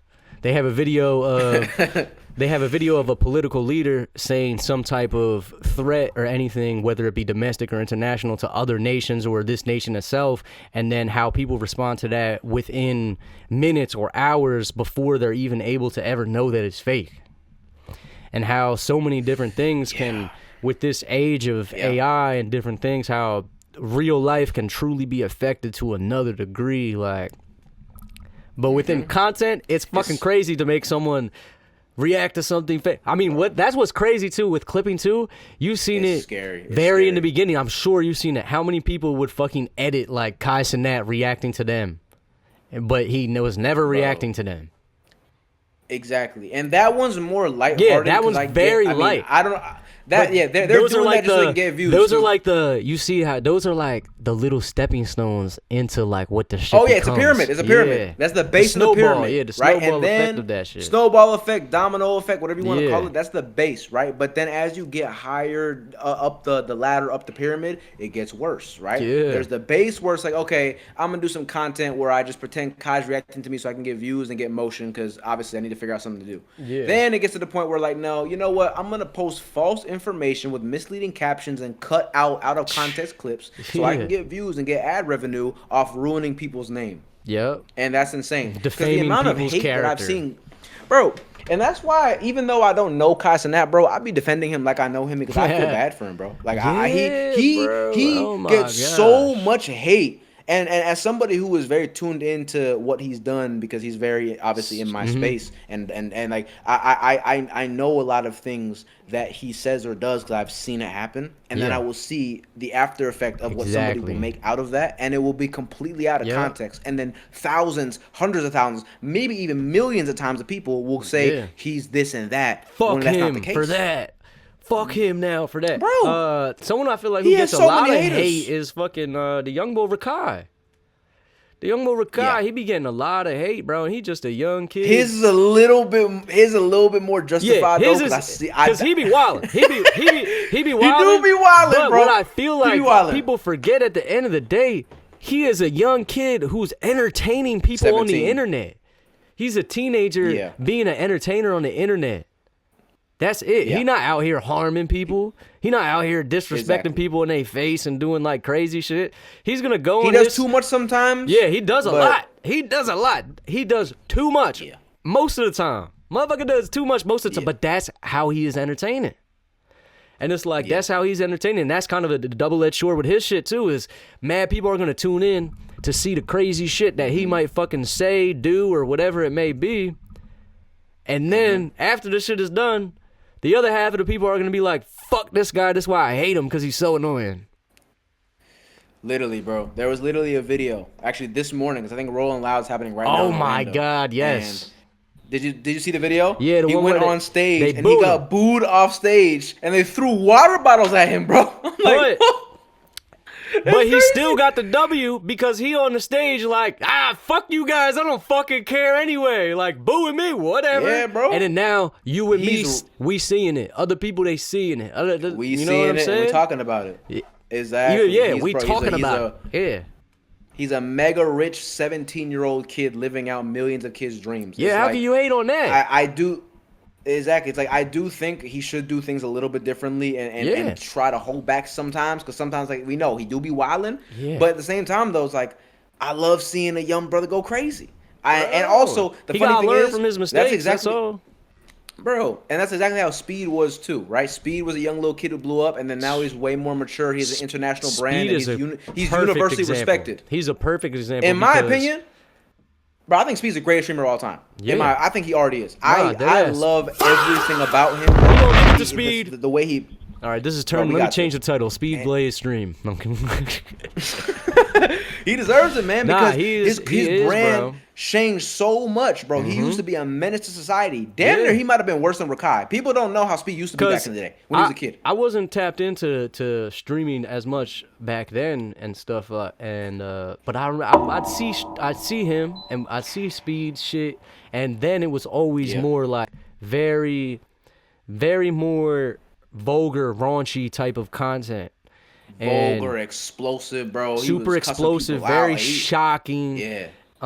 He was very adjacent to Aiden Ross, right? He was very adjacent. Yeah. Like that was part of his rise, was like that adjacency with Aiden Ross and that kind of realm of streaming of like dates and girl content, that kind of stuff. Yeah.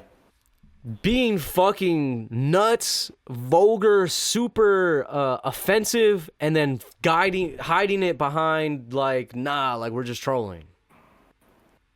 Exactly. That's a lot. But remember at that time, yeah, bro. But see, Speed, and then he now, blew up, bro. He hit. Yeah, bro. Now he is a respected person, bro. Who's just genius. out here, bro. Right now he in the Caribbean, going all around the Caribbean. He was in the Bahamas today, like. He going around. I think right now he's in. Oh my gosh, that's something. Puerto Rico or Jamaica or something. Crazy. I think about the shit with Speed. This man's I show Speed. So this motherfucker. Think about Speed, like the being of Speed, but like before the internet. And like if you was telling people stories about this guy, like this guy, he goes from city to city, and these crowds of people, they gather, and then he gets welcomed by all of the elders of the city and the town, like. This motherfucker, he's on some shit, bro. He definitely is the most polarizing streamer to exist, like so far. Bro, he's the GOAT. He is the Michael Jordan, LeBron, Kobe put together of all this shit for sure. He is great at this shit. I think so. And the reason why I brought him up is because, in my opinion, like. That's why I give Rakai grace. I've talked about this before because Speed was worse than Rakai when he was that age, right? Yeah. Speed, mind you, Speed had 1 million subscribers on YouTube when he was 16. He blew up at a very young age, right? And if you were to talk to people back then and ask what they think Speed will be in the next 5-6 years, which is around now, bro, they would be like, I would never imagine him doing this kind of stuff because his brand did a full 180. Because he grew up, he's like, you know what? I want to start having an international brand. I want to start highlighting different cultures and different ethnicities and different people, all this kind of stuff. And then he grew and developed, bro. And I think Rakai is going to be somebody that has, hopefully, is a similar arc to that, which I see is a very possible reality. You know what I'm saying? Yeah, bro. I'm. All I know, bro, is you was in the very beginning of your arc, bro. I know for however it may feel to you, you probably feel like you've been in that for a long time. But from the outside looking in, I know you got a long way to go in the best way possible. Like, I've been around a lot of entertainment shit for my entire life.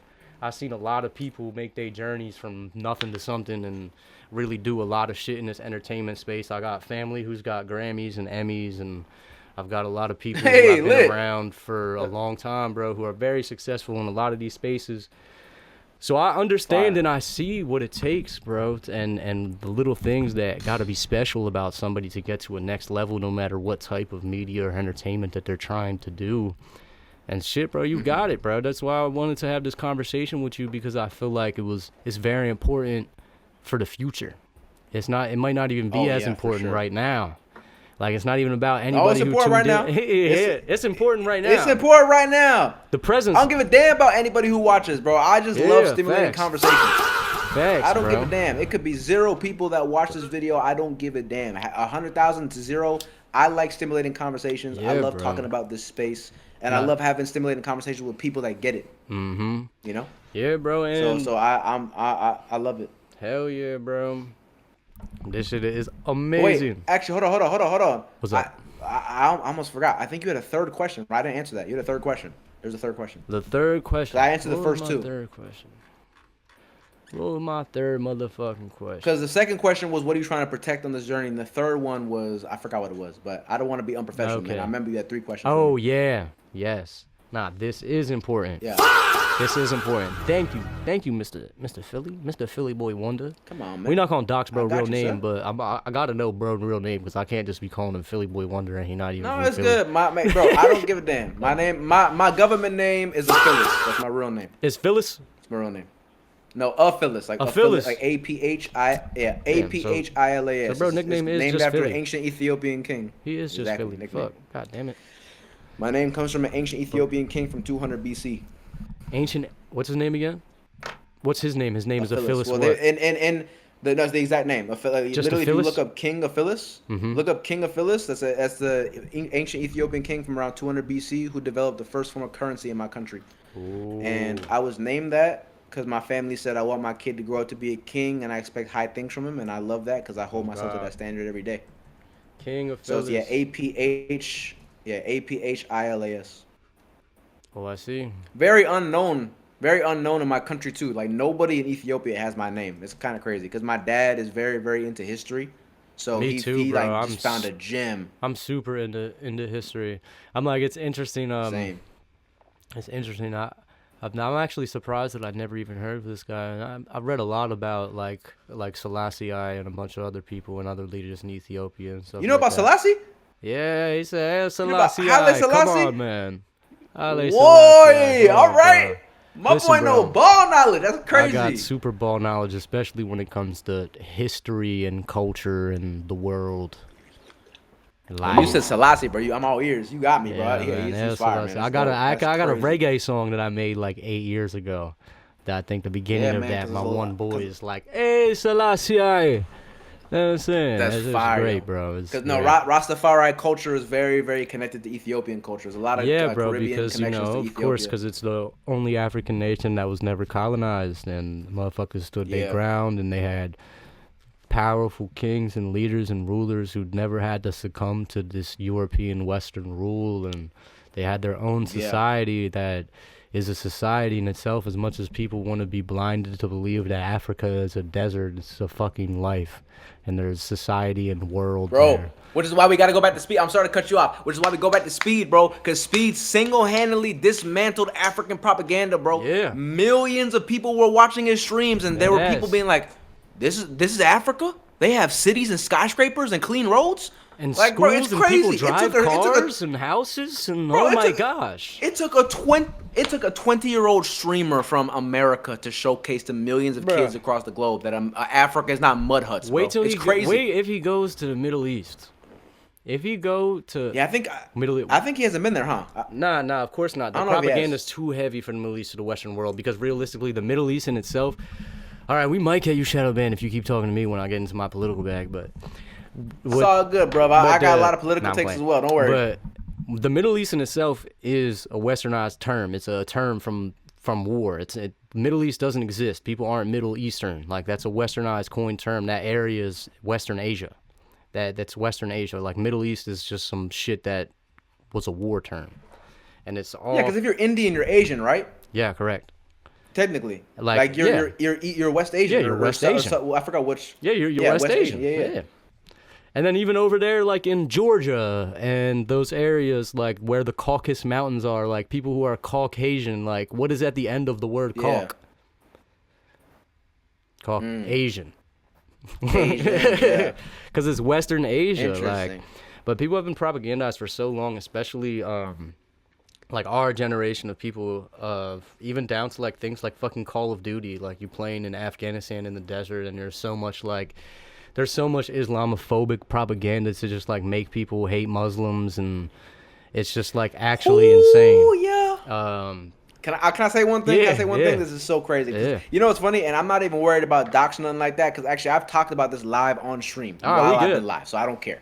Like, bro, I think, and this is why I'm honestly not a fan of most military movies in America because it's such propaganda, bro. Oh, yeah. It's always the same thing. Of Big some America. U.S. Marine, Big America. That, like, for example, like, what's that one movie? For Chris Kyle, American Sniper, whatever it is. Yeah, that was think a that's what big Chris Kyle did. one. That was a big Bro, one. I hate that one clip of him being a sniper and aiming at a not Middle East. I don't want to say that, but I forgot what country he was in. It was either Iraq or Iran. I forgot what it was, but it was some country over there. Somewhere where the Obviously United during States wartime. later just went to war and destroyed.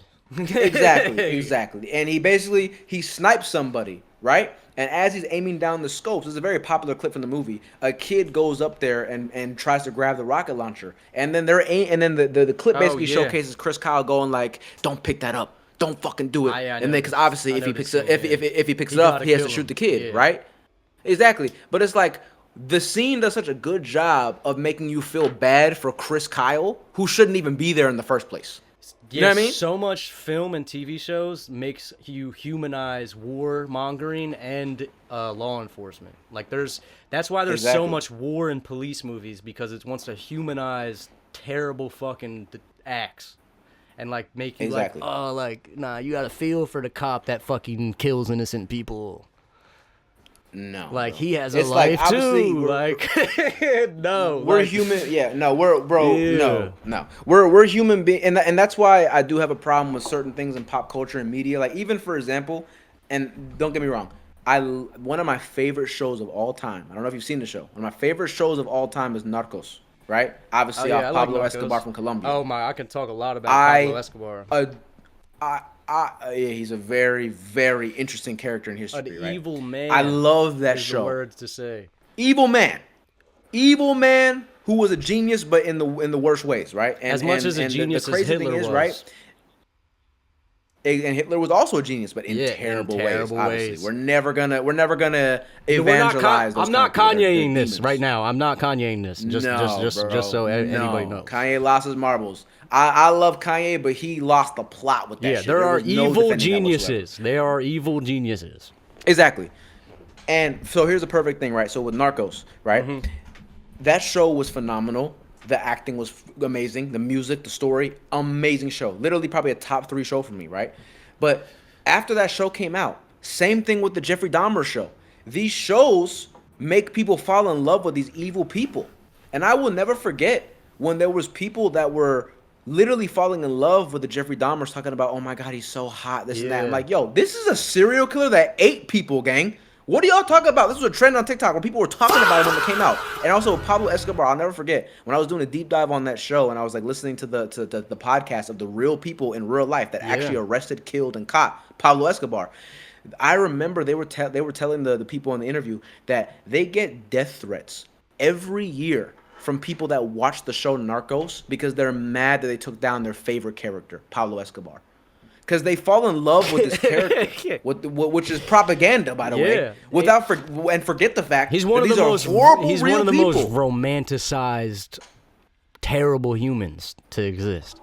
Bro, like, I've seen one so of the many most people that have his romanticized. mugshot as their wallpaper. Yeah. They have Pablo Escobar as their wallpaper, a poster in their room. He murdered millions of innocent people. Like hella Bro, didn't innocent. he bomb a school? Yes, he Oh, no, he bombed the plane. He bombed the plane. He bombed the plane. I mad forgot. shit and blew up mad shit. And he killed in the president. His own country. He killed the president. Yes. The way that he wanted to Exactly. lead was through fear. That's how he wanted to gain respect. There's only 2 ways you gain respect in life, and that's through love and fear. So choose which one you want to do. Exactly, and I prefer love every time. Yeah. And you know, obviously, this is a great, hilarious tangent. And if you want to keep this in or not, it's up to Oh, you. yeah, I don't we mind. We in. But Fuck it. I love. It's more yeah, shit. I'm you gonna can- just you can throw keep it. in I don't and care. We just can talk clip up. Fuck it. Bro, I'm down, bro. I got time, so we can talk. I love. Like I said, I love conversations. Like Yeah, this. hell yeah, bro. But before we go to a different tangent, because I remember we were on a tangent and then we returned back to the third question and then we went to another tangent. So what was the third question again? I was about to answer it. Yeah, because we had a third question and then we went somewhere else. What matters more to you now than ever before? That's never mattered to you before, really. But it matters to you now almost more than anything. Wow, you got some banger questions, my G. Yeah, but Some I'm a very banger question. reflective I know the individual. answer. So am I, actually. I do that every single day and year. The most important thing to me now that didn't matter as much prior, I would say it's time and also family and relationships.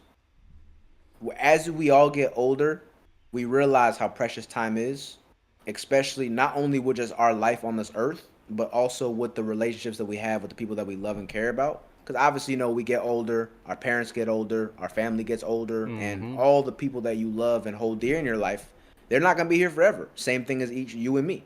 So I think you don't realize the importance of this as a kid. Like I remember when I was in the Bay Area as a kid, I did not really care for hanging out with my family. I remember even back in the day when it'd be Thanksgiving, Christmas, or Yeah. whatever kind of holiday or festive activity where people get together, I would eat my food, say my grace, and I go up to my room and go play video Dip games or off, watch yeah. TV and let the family go talk, right? But now I'm at the space where it's like, nah, like I actually like eating and spending time with these people and talking with them. They're my family. It's not, Yeah. I don't want to just go there, get my food, and just watch TV. Like these are people that I love. You know what I mean? Yeah. And I didn't realize this until honestly a couple years back, when my mom's dad, so my grandpa passed away. And he lived a very, very long life. He lived to be, I think, like 93, 94. He had a very long, fruitful Beautiful. life. Beautiful But long life. that's when exactly, beautiful long life, and he did a lot of great things where he built schools in Ethiopia, which is exactly why I want to be like him. He was like a revolutionary, which I strive to be like. You know what I Hell mean? yeah. So he was a very impactful human being, and then when he passed away, I saw how that impacted so many people. And when he passed away at the time, I was like 21, 22. So that was when the cusp started to change for me, where I realized like, yo, family's so important. I'm seeing all these Yeah. people here together, how much we all mean to each other, and how precious the time we share together is, because any day could be your last. So I think that's probably the most important thing to me now. Like whenever somebody asks about the most important thing, I feel like a lot of people want to give the basic answer, like, oh, like content or oh, this. Like, nah, bro. Nah, bro. All that comes second. Like I love to do it and I want to be My big in boy the said space and I want to do a lot family. of great things. Family first, But bro, bro. bro, health is wealth and family over everything. That's Yeah, how it is. bro. Like all this other shit is second, bro. I'm sorry. And no matter how much I love it, I want to be FOE, an actor, I want to be a man. content He creator. said FOE. Come Tell on you, bro. now.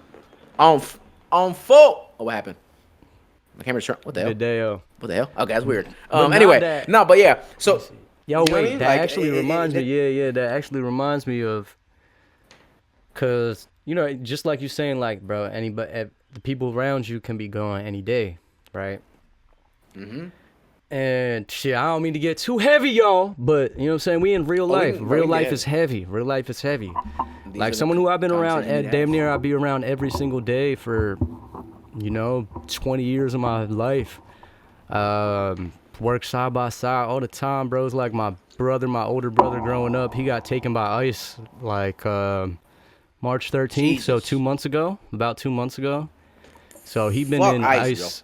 Yeah, fuck ICE down to everything. Fuck it all. Fuck the Epstein Jesus regime. Christ, bro. Fuck the Orange Man. Fuck them all. They can come and get me.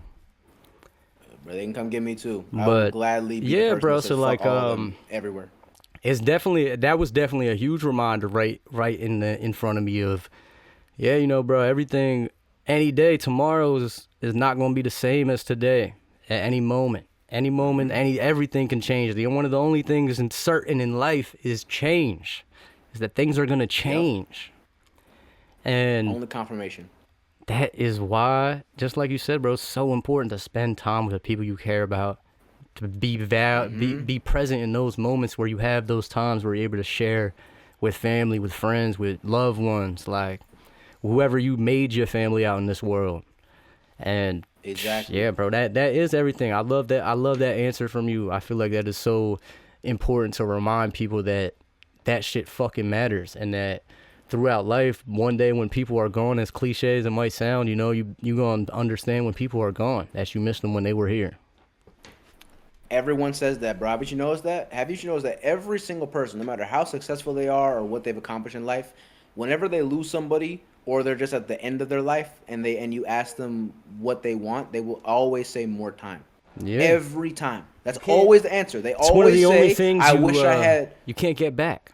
You can't get Yeah, time back. they always say, "I wish I spent more time with my mom. I wish I spent more time with my friends," or whatever it is. And then even if you ask these 90-year-old billionaires and you say, "Hey, if we were to take all your wealth, would you turn back the clock?" They say yes.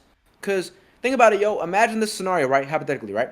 Let's say you win the lottery, the biggest Powerball in history. You get $1 billion, a B, more money than you would ever know how to spend, right? Mm-hmm. But you also in the same week get diagnosed with stage 4 cancer. Does that money mean anything to you? No, right? And here's an even better a better question, right? I've seen this question asked on social media many times.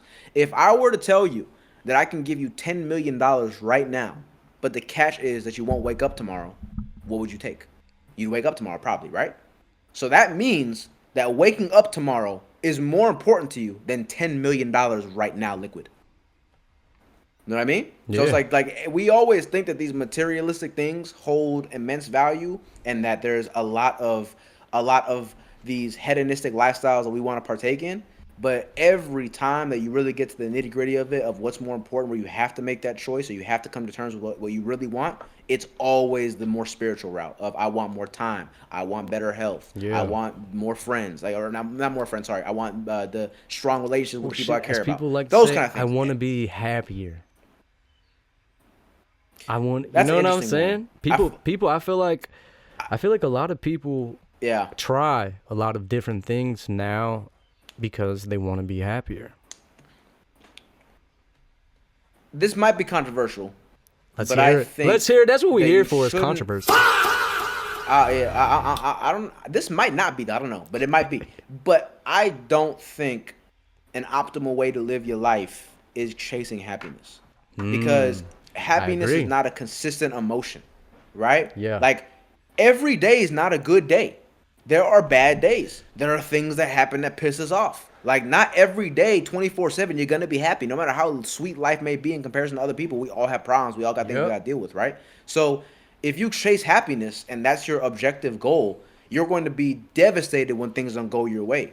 But if you chase other things that are more consistent and can be consistent based on the work that you do on yourself, like pride, integrity, your moral compass, all those different kinds of things, happiness will be a sub variable of that, but it won't be the objective goal. So you won't find disappointment in not having it. Does that make sense? Yeah, that makes Like sense. when you don't make happiness your main goal, but you make your pride, your ambitions, the things that you can control in your life, no matter what your situation is like, right? No matter how bad life gets for you, you can still always be prideful in the work you put in. You can still always be ambitious. You can always still be hungry, Yeah. right? But you're not gonna always be happy. That's just not. No matter what, you could have all the money in the world, all the people in the world, all the whatever in the world. You're not gonna always be happy Facts. ever. That's just not a thing. So I don't think when people say they want to be happy, I think that's a bad way to look at it, because you'll find yourself more times often than not being unhappy compared to the people that don't chase happiness. You know what I mean? So that's how I look at life. I don't chase happiness. I chase things that make me feel good because I know I can control that, and I just know that my happiness will be a sub variable of that. Ooh, You know what I mean? control. So how do you feel? Control. How do you Because you, feel about control? Do you think you feel more comfortable with things that are completely in your control, and how do you feel like you emotionally react to things that become out of your control? That was just a I've question that honestly came right to my gotten brain right so now. that was a banger question, and that was off the cuff, off the fly Off the fly, freestyle. off the book, you know what I'm Um, saying? I'm gonna have a good raps. I'm gonna have a I good would freestyle say, session after this. Holy shit. yeah, I'm gonna say I'm so used to being uncomfortable. Like I'm comfortable being uncomfortable at this point, to where since my life has just been chaotic for years and years and years, I feel like I thrive in the chaos. And I think that there's extremes about my life that I could totally understand why people would say is probably not the best for mental health or other things, but I recognize that it's a necessary variable in my life that's going to equate to my future success. So I kind of thrive in it in a way. And like I said, I'm so used to things not being in control that I find myself at least as of right now in control and comfortable with that chaos. Does that make sense? Like the fact that things aren't in control a lot of the time, like obviously the simple things like, like I got a roof over my head, I'm chasing a goal. Like there's obviously Yeah. control variables. It's not like I'm just a freaking circus. Yeah, But yeah, like there's yeah. obviously direction and control, but there's also so many things that are out of my control that if I obsess with being in control, brother, I'm gonna have a panic attack. Yeah. Like you need to be comfortable with the chaos, or else you're gonna get lost in the sauce. You Yeah. know? So that also makes me think, do you think what do you think about when people become successful and reach certain levels of fame in entertainment spaces? Do you feel like those levels can only be reached with necessary evils? Oh, what the fuck? We cut out. You Oh, good? what the hell? Yeah. I'm back? Say Yeah, say that last part again. It's back. So when people get super, yeah, you get super famous, successful. What was it? When people get famous, whether it be in in entertainment spaces or they just get super mega rich, like hundreds of M's, not just rich, like hundreds of M's. Yeah, next echelon. Do you feel like that comes with necessary evils? Yes, but I think in a higher sense. Like for example, I don't Not think always it's like possible directly. to become. Yeah, like I don't think it's possible to become a billionaire in today's world without doing bad things. Yeah, like you have to Like exploit somebody's labor. you have to exploit people like to a degree. somehow, yeah. Exactly. Like so, I think when you say hundreds of M's, I think there's levels to it. I think that conversation of evils being necessary only applies to the billionaire status. I mean That's a levels of whole greed, nother yeah. echelon. I mean levels of greed, not just like, oh, I'm rich. Wait, level. Oh, explain that again. So Like what do you mean by super high greed levels in of greed, like where Like you think that you need to have greed in order to reach that level of wealth? Is what you're asking me? Or yeah, what? do you feel that way? That ain't just questions off the dome. It depends. It depends. Like I said, I do think that for a higher echelon, I don't know Yeah. about 100 M's, but I do think that billionaires for sure. Because in my opinion, yo, and this also might be controversial, I don't think anyone should have $1 billion, let alone multiple or hundreds. Mm-hmm. Right? Now, don't get me wrong. Right? I know that most of these people don't literally like. I know Elon Musk does not have $500 billion liquid. I know Yeah, it's like mostly cash, like in assets, his right? bank account. Yeah, I know. What you mean. I know he doesn't literally have that, but my point Yeah. is though, and mind you, people are saying that his trajectory is to be the first trillionaire by 2027. Do you know how fucking stupid that is? It's stupid as Now fuck. look, you got a bunch of people that'll go out of the way to defend these billionaires, even though they won't even look at you. They won't even piss on you if you're on fire, right? But Yeah. you got all these people that defend these billionaires, which is crazy to me. Look, I think that the cap should be $1 billion.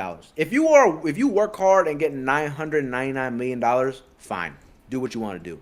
But I don't think any human being should have $1 billion, in my opinion. That's Hell relatively controversial, but I just think that I don't even think when you that's think about that. how I don't even think that's controversial necessarily. I feel like a lot not of people not to you, yeah. not to you, but a That's lot, true. bro. But a lot of people disagree. There's a lot of people that literally meat ride these billionaires for no reason. I don't understand it because like, Yeah. oh, you don't understand. Like they bring. Don't so you want to be Bezos? Bad? Wouldn't you Bro, be I don't- I Bezos would if never- you could? No, I don't need that much money, bro. Trust me. I want to be. I want to be financially secure. And I want to make a lot of money, but when I say a lot, I don't mean $1 billion. Like I want to be able to take care of my people, take care of myself, and also invest in my community. I don't need $1 billion for that. I'll be honest with you. I have never in my life ever desired to get 100 M's, $1 billion. It's so much money that I wouldn't even know what to spend. You know. And a lot of times people say this, that after you reach a certain level of wealth, life becomes the same. Like I would say around like the 10 to 20, maybe $30 million mark of income. Anything beyond that, your life does not change. You can go anywhere on earth. You can eat anything you want. You can buy anything you want outside of the extravagant mega purchases like the super yachts or jets or estates. Yeah, like right? something Outside of bigger those- that they make that's more expensive. Exactly. Outside of those mega extravagant purchases that obviously you need a lot of capital for, everything else is affordable to you. You Yeah. don't need that much money. After 20 M's, everything kind of feels free, you know? So that's how I look at it. I'm like, why would I need that much money outside of maybe wanting to direct that into investing into the community and helping people Yeah, who need making it? something But at else. that point, Mm-hmm. yeah, but at that point, I wouldn't need that capital. I would just need the resources and start like, you know, what's the word I'm looking for? Fundraisers, sponsorships, etc. with outside people who have that wealth that we can do collaborations with and then build together. You know, I don't need to have $100 million to make a change. And the funny thing is, a lot of these people who have billions of dollars, they don't do that either, right? Yeah. Like, I'm gonna be real. If people say he shouldn't do it, bro. Elon Musk is closing in on $1 trillion net worth. Nah, that's It costs. Now I don't know how. I forgot the exact number, but if I'm mistaken, I believe that it would cost about 30 billion or 50 billion a year for a certain period of time to end world hunger and to end homelessness. He can afford that. Yeah. Yep.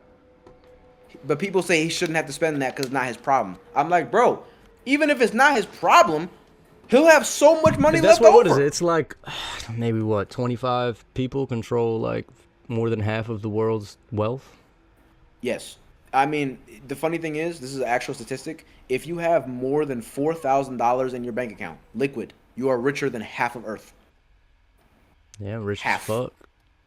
Gang. Yeah. Up there. Yeah, that's what Bro. I'm blessed. There's like I think Oh. what I think we're getting close to 9 billion people on Earth, bro. If you have more than 4K in your bank account, you're richer than half of the world, bro. So what? 4.5 plus billion people? That's insane to think about. Insane. And yes, exactly. Oh. And the top 10 richest people on Earth have a combined wealth of almost all of Earth. Oh shit. Only the Make it top make sense, 10, yo. bro. Know what I'm saying? I got another one. I got a good one that I had written down actually. This Well, they got one, nothing but this bangers, one, so I don't doubt it. low key. This one's clip farming. All right, this one you could get a good one that's gonna get good reaction out of this one. All right.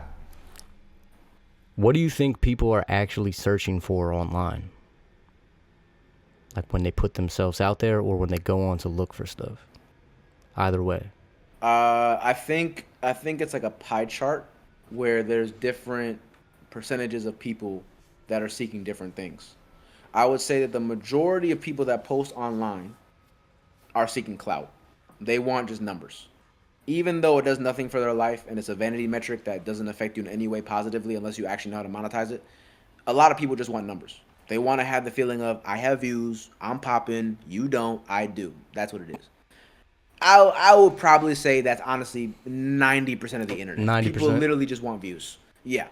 The other 5% is probably a mixture of people that want revenue and clout and want to utilize it as a business. And then the other 5% to complete that 100% is genuine creators who are trying to build a brand.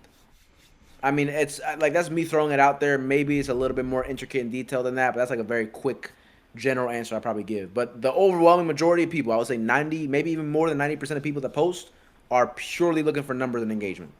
Like they literally just want the clout is their drug. That's the biggest drug. You think people are more scared of failure or being seen? More scared of failure or being seen? Mm-hmm. That's a good question. I think it's a combination of both. I think people are terrified of being seen failing. Yeah. Wow. I think it's both. I think it's both. I think it's both. That's I exact. think That's that what I. Yeah.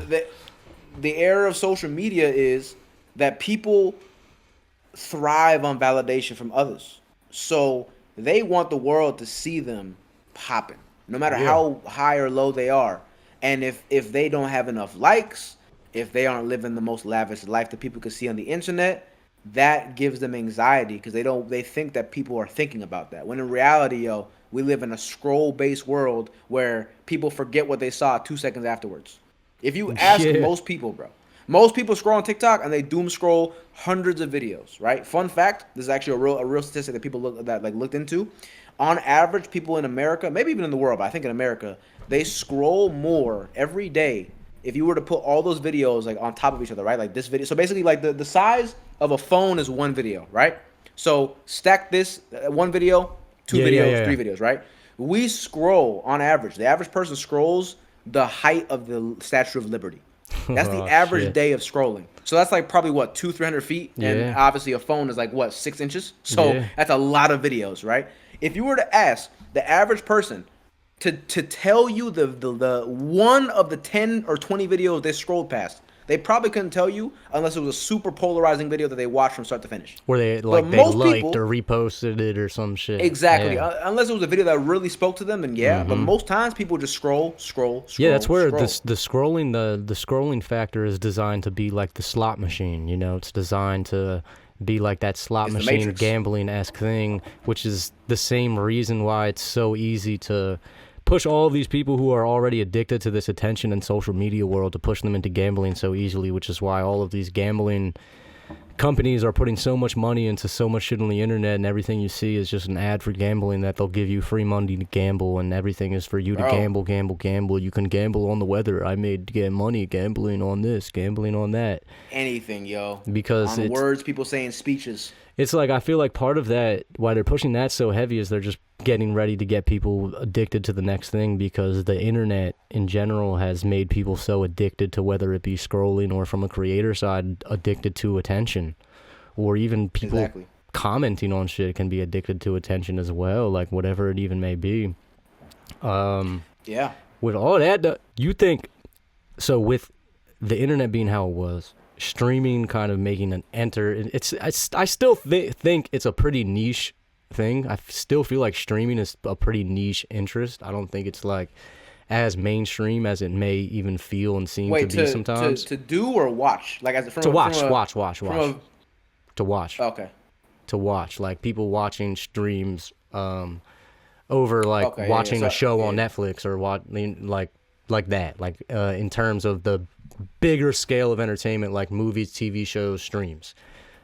I personally feel like I watch a lot of streaming. I fuck with streaming. I fuck with the streaming culture heavy. I would watch definitely someone I would prefer to watch. I'm preferably entertained by streaming over like maybe a TV show one night. Like I would watch a stream over a show plenty of times.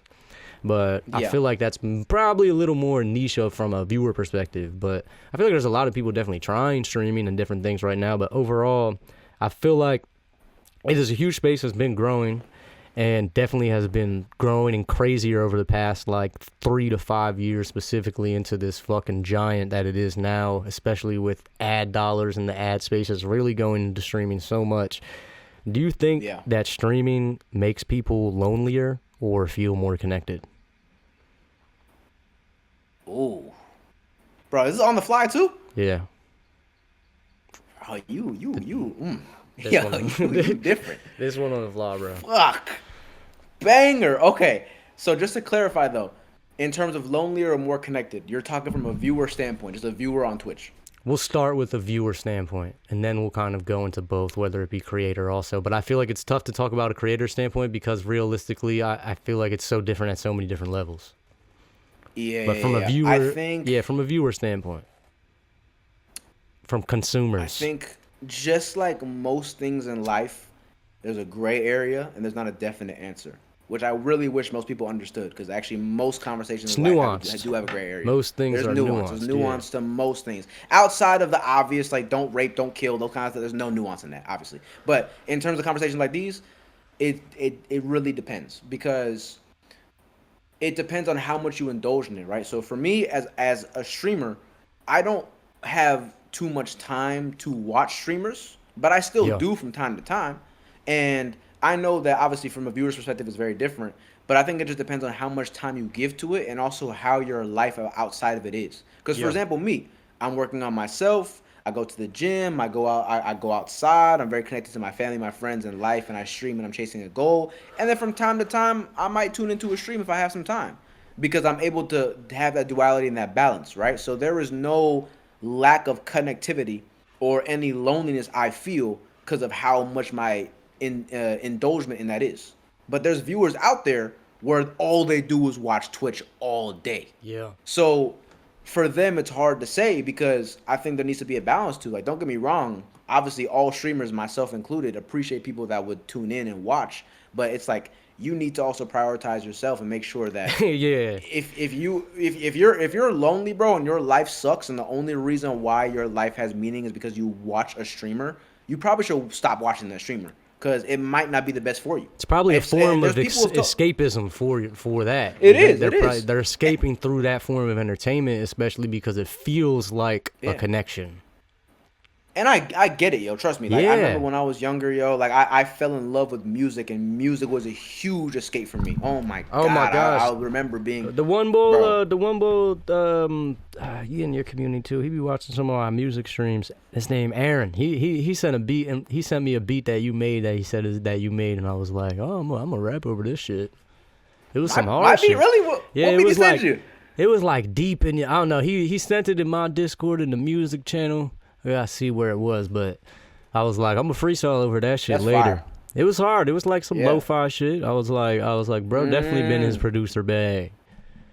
Yeah, man. And honestly, when I say music too, I'm not even really talking about from a production or creator standpoint. I'm talking about just listening. Yeah, Like just I loving love music. music. I'm bro, I'm obsessed with music. I to this day I still do. Even though I'm not in my music bag, whatever, like I'm fully in streaming and content and stuff like that, like I still love to listen to music every day. Right? So I think that yeah, to go back to your question, it really just depends on the amount of time you give it. And I think once again balance is key to everything in life. So if your life sucks and all you have is streaming, you need to put it down, say goodbye to your streamer for a little bit. He'll be okay, I promise. He or she will be okay, They right? will. And even me, bro, there's viewers who have told me that, and I'm like, not You that don't know exact how to thing where it's like feel. you're Yeah, yeah. no Just not your along the stream gives me lines. meaning, You're but along like the somewhere lines. there where Yeah. it's like yeah, where it's like yo, like you really helped me, like blah blah blah, like I was really this and that, and like I was considering even like leaving school or not going to my job to watch it. I'm like, bro, Oh, that means a lot. that's yeah. But gang, I promise you, bro, I feel way better if you focus on yourself and don't watch me. You know what I Yeah, it's mean? like, Like bro, I'm about to skip the birth of my kid because you said you was about to go live at 4, bro. So fuck it. no, bro, screw me. Yo, I know, bro.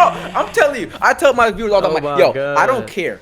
Bro, please. And it's insane. And like I love that. Don't get me wrong, it makes me feel good, but I also feel bad at the same time because I want to be a positive influence. Like I want to be your comfort Yeah, crib and then where it's like like you you said, I don't watch me care when you because also can. at this point too in streaming, I feel like at this point in where streaming is now, like if you streaming right now, low key, you doing it for the love of the game, man. Like you gotta really love this shit to continue doing this Bro, shit. I've been doing it for the love of the I game, feel yo. like I I am mad people. They whatever the statistics are, maybe they do 3 streams and then never stream again, some shit like that, yeah. some whatever shit like that. But yeah, bro, at this point, it's just about keeping going. As fucking Exactly. cliche it is, this motherfucker say, yo, yeah, just keep going, bro. But yeah, bro, that's all It's this facts, shit is. bro. It's facts. How else you Just gonna make it keep in anything? going. Like you just You know, keep going. and it's the love of the game that keeps it going because for example, if you don't love what you do, you're gonna burn out so quickly because you're not receiving the benefits that you Hold think you up. would desire from it. You know what I mean? You're not gonna receive the benefits that you think. Oh, you gotta pee? Pee break. Potty break, gang. Oh, what's up, stream? It's just us, yo. Mano y mano. You peed already? Gang, you fast as hell. And but what's it called? What was I saying? So what was I saying? Oh yeah. So Yo. All right, bet. wait, actually, what the hell was I saying? Hold on. I lost my train of thought. Streaming, What the hell was I saying? Oh no, motherfuckers. I remember. Okay, I'm back. Um, I'm back on track. I'm back on the rails. All right, we here. so if you don't do anything that you're embarking on, any journey creatively, whatever, and you don't do it for the love of the game, you're gonna burn out so quick because you're not receiving the benefits that you thought you would receive as soon as you wanted it to. Right? Yeah. I've seen so many people that say, here's a great Bro, example. Right? deadass. They don't have So that Streamer instant University, gratification Streamer shit. University. Yeah. Exactly. Stream University happened last year, right? And there were so many people that started streaming just because they heard of that. Yeah. And then they Deadass, didn't bro. get accepted, right? And obviously Kai said like, yo, whether you get in or not, stay on your grind, stay on your shit if you really want Yeah. it. And then I see people who said like, yeah, no, I love streaming, bro. I'm gonna be the biggest one day. I'm gonna do this, blah blah blah blah blah. And then you never hear or see them ever again. Whether it's a month, a week, 2 months, 3 months, six, whatever it is, eventually in a long enough time frame, most of the people that aren't in it for the love of the game leave prematurely. Like for example, me, I've been streaming for I think I'm on my 9th month now, which is crazy because it feels like it's been so much longer. But I've Congratulations. only been streaming 9 months. Yeah, man. And the funny thing is like in the past 9 months of streaming, like obviously at the level I'm at, I'm not making any crazy money from this platform yet. But that's the thing that doesn't matter to me because Yeah. I love to do this regardless. It's not about the subs or the ad revenue or what. Actually, funny enough, I have my ads turned down. There's streamers who have their ads. I have my ads turned down so that way people don't feel the need to have to give me a sub and they can just watch and have a 30-second, 1 minute ad every 40 minutes, whatever it is. Because people Yeah. have their ads turned up to make more money. I don't care. Yeah, I want to just build bro. community. I don't care about that shit at all. Mostly, I mostly only stream. I stream. Oh, I've been ended to stream too, but I mostly stream. I'm recording it through OBS because this high level conversation right now. This high level. Oh, for sure, for sure. And people, that's the main point of all this shit. I really feel like people really be help with this shit because all the time, especially on YouTube, I can get a lot of shit on the YouTube Shorts. People comment or message me on YouTube and TikTok, be like, "Yo, this one really helped me. Like I was really feeling away, and then this gave me a different perspective on the shit." And that's the reason why I'm doing a lot of this shit and why I always made music too, is because I be trying to help one person, right? And like for me with music, I felt so accomplished with music because my cousin who makes music with me now, when he was like 16, 17, he had tried to kill himself. Really, he was successful with it. And his mom found him in the bed dead. And the paramedics came and brought him back to life. So this motherfucker, like, he killed himself for real. Like, he did it. Like, he left. He left. Came back. And, like, when he was, after that, he had, like, went to this rehab and shit, some free rehab that was out of state that let him go for free, some crazy shit. But when he came back, then he just started making music with me and making beats and making music. And he was like, his whole life just turned around. He, like, felt like he had more purpose in life and shit. And for me, at that time, I was involved with a lot of other people, like, writing for them and doing like all of their social media and styling them and basically like creating artists for Atlantic Records. Like I would help basically create an artist from the ground up. And I seen how like there's people that got like millions of dollars put behind them. That's why I had to end stream also, because I can't talk about this publicly. But Mr. NDA, I see you talk about that shit the one day. Yeah. Bro, but there's a lot of shit I can't talk about either that I got. So now it is. But yeah, bro, so this shit, it's like I seen people get so much money poured in behind them for all this shit, and then they just fucking quit or like stop. And see, I can't imagine that, yo. Can you, the crazy thing is, there's so many artists and shit that nobody's ever heard of that people have invested millions of dollars in, and like they just stopped. And that's bro. That's insane to me, yo, because the people I'm talking about, I understand them more because they weren't making no money. So I get the perspective more.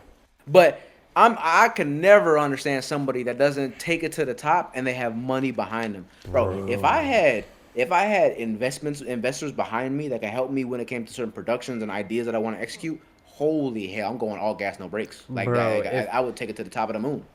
You know what I mean? This. Like, I'm gonna send you this shit on Discord too. I have this. There's this one artist that I worked with, bro. We was about to launch this whole shit. Did this whole project. We was working on getting this record with Tory Lanez for a minute. We did this record with Tory. We did the video. We shot the video. Like, we shot an expensive video. Like, maybe like a $40,000, $35,000 budget video. Like, it was big budget, expensive video. Like, and this motherfucker never released the video, stopped making music, was like, oh, it's too much for me. Just cuz or because like, of labels or what? No, just cuz. Like, Like, he was just like, I guess he was mentally unstable or some shit, but like, bro, motherfuckers just bro, I understand. People aren't built for it, but like, yo, that kind of stuff actually bothers me because I just know there's so many dreamers out there like myself and many like-minded like me who have all of it, but the only thing they lack is the capital to really take it to the next echelon. And it's so frustrating to see people who have stuff like that people dream of. Oh my God, and just take it for granted. Take it for granted. And another perfect example, another great example, right? And this one honestly is not even capital based, but it's more opportunity based, right? Back to the Streamer University. Streamer University is one of those once in a lifetime content opportunities. Basically, if you know how to utilize that, and people did, right? If you know how to utilize that the right way, it will change your life. There are so many people that got in there that we never heard or saw from ever again. Yeah. And it wasn't even because, they weren't the most polarizing or the most clip farming. It's like, no, they went there and then they haven't streamed afterwards. Yeah, bro. And that makes me so angry because I'm like, you know how many other dreamers once again, like myself. Yeah. Where I'm like, if I was in there, bro, I would have capitalized on every regard. I would have networked to the max. I would have gotten every contact. I would have talked to everybody in the production side, behind the scenes, on the scenes, everything. I would have done all the content. I would have done all the collaborations. And I know there's so many people that feel that way. And then there's so many people that get lucky to be blessed in those situations and scenarios. And then when you see them not capitalize, bro, that irks my soul. Oh my god, so much. bro. It's so annoying. And I know it's not money based like what you're talking about, but it's like the same concept. Yeah, same no, concept. it's You know what I mean? terrible. Even it's opportunity based. So opportunity cost is also such a huge thing too. You can't blow opportunity, bro, because opportunity only comes along every so often. Like people, that's why you have to be grateful for opportunity, bro. And it's like, I'm grateful for everything that comes my way, bro. And then that's why I'm always been grateful like for like proximity opportunity. Like I've spent most of my life living in like major cities like Philly, New York, Miami, like spending time in Atlanta and LA, like you know what I mean? Like that's so much proximity opportunity like that you literally just have because of where you at. Like, bro, I feel bad for the kids that are in the middle of buttfuck nowhere. Like imagine being a streamer and musician in Nebraska. Like, yo, it's rough. See, it's like, or coming from Arkansas. Those are the type of people I support. Like, go ahead, move to the big city to do it. But I also feel like so many people be having that myth of like, yo, I gotta move like to the next city to do some shit. Like, especially now with the internet, yo, like you can do anything you want from your bedroom. I do think that when you're in these cities, if you know how to network and navigate and provide value, it's very important. A lot of people think that, bro, no, like a lot of people think that if you just move to the city, you're gonna blow up. No, you have to move here with intention and you got to move with intention. You got to put yourself out there, bro. Exactly. Like that. Like the reason why I'm in LA is because I already know a lot of people out here. I already know the places to go to, the people to meet, and things that are gonna elevate my life. But I would never just move here just to be like, all right. And you from Cali now. Too? Hopefully, shit. And I say for me it's a little different. I'm from the Bay Area. I'm like I'm right there. Yeah, so it's not like I moved from far, buttfuck nowhere. Exactly, bro. So it's the whole opportunity thing, man. It really does bother me, which is exactly why, yo, I'm gonna go crazy. I'm taking this stream university shit real serious because it's about to happen real soon. I just have a gut feeling because I know he's gonna run it back again this year, but I just have a gut feeling, yo, that he's gonna do it. I think he's gonna because Kyle's been gone for like 7 months. I think he's gonna come back really. He's been gone for a long time. Now at this point, he can only come back on like streaming pretty big productions. I don't think he gonna come back on casual desktop shit. I feel like he'll go and do it like a few times, but I don't know. Yeah. I don't know just because of. It's honestly, you don't know what to expect. Honestly. It's just so unpredictable. I don't know. It's so unpredictable because it's just a situation that has never happened before. That's all. Like there hasn't been a big ass streamer who's been like Kai Cenat who then stopped. Like there's plenty of people who've done other things. Yeah, like he went off grid. Because that. But what I think is, bro. What you think about? I think what he's gonna do is, I think he's gonna come back randomly and just I think what he's gonna do is this is my guess, I have no idea, but I think he's gonna come back randomly and just do a desktop stream from his bedroom and just give updates. And I think it's gonna be a big stream. I think it's gonna be 500K plus in that bitch. I think like people are waiting on that. Right? I think it might even be 700 just off curiosity. Like exactly. You know, I'm gonna be watching. I'm saying for sure. I'm gonna watch. Yeah, that's what I'm saying. That's one of the few streams where I'm like, you know what, I'm gonna tune in. I had just canceled my that's the only person I subbed to on Twitch. And then I was like, let me unsub and I'm gonna just do the turbo shit. I was like, I'm gonna just do the turbo shit. Fuck it, because I was like, when I tap in on Twitch, I'm gonna just I just like watching. And then I also peep, bro. Since I have since I had the turbo shit, anytime, especially even yours, bro. Anytime anybody gifts anything, even if I'm watching or not, I be getting a gifted sub, and I'm like, oh, Twitch is devious because they be giving the gifted sub to people who don't need them. Yeah, no, it's random. It's literally just whoever follows you. It's completely like you can select who gives a sub. Oh, okay. Like you can select. Yeah, so if you're like watching the stream actively and you want to gift a sub, you can literally click people's names. Yeah, but most people don't do that. Most people just press gift all sub. The time. Oh, bro, all the time. Even people I've only like watched their shit like once or twice, and I don't even follow them. Or like I literally scrolled across their thing on Twitch. I'll get an email like I got gifted a sub. That's so true. Like I got that's weird. A sub. Actually, like. That I don't understand because like I thought it was at first I thought it was only who follow you, but I've been gifted subs to people I don't follow, and I'm like, how is that even possible? Yeah, and I had to like really think like, did I really watch this person stream at all? I don't know. I don't know. But so what I was saying though, so I think Kai's gonna come back, right? Is my theory, and I think that either either his first stream back or the next stream he's gonna announce Stream University. I think that's gonna be one of the first things he Yeah, announces. And I have I think that's a bro, good theory. He gonna come back, do the desktop stream updates, be like, yo, streamer use in 2 weeks, and then like, and he'll be like 3 days or bro, 1 I think week. it's gonna happen. He gonna be like 3 days. I'm gonna drop the trailer, like, and then he gonna do that. Yeah. Yeah, and then he gonna do that bullshit. What did that bullshit motherfucker say? He be like, make sure everybody go follow my other account because I'm gonna make it private. That shit. Oh no, yeah, that fucking marketing shit. He gonna be like, I mean, yeah, hey, bro, it worked. yeah, hell yeah, bro. It still ain't private, by the way.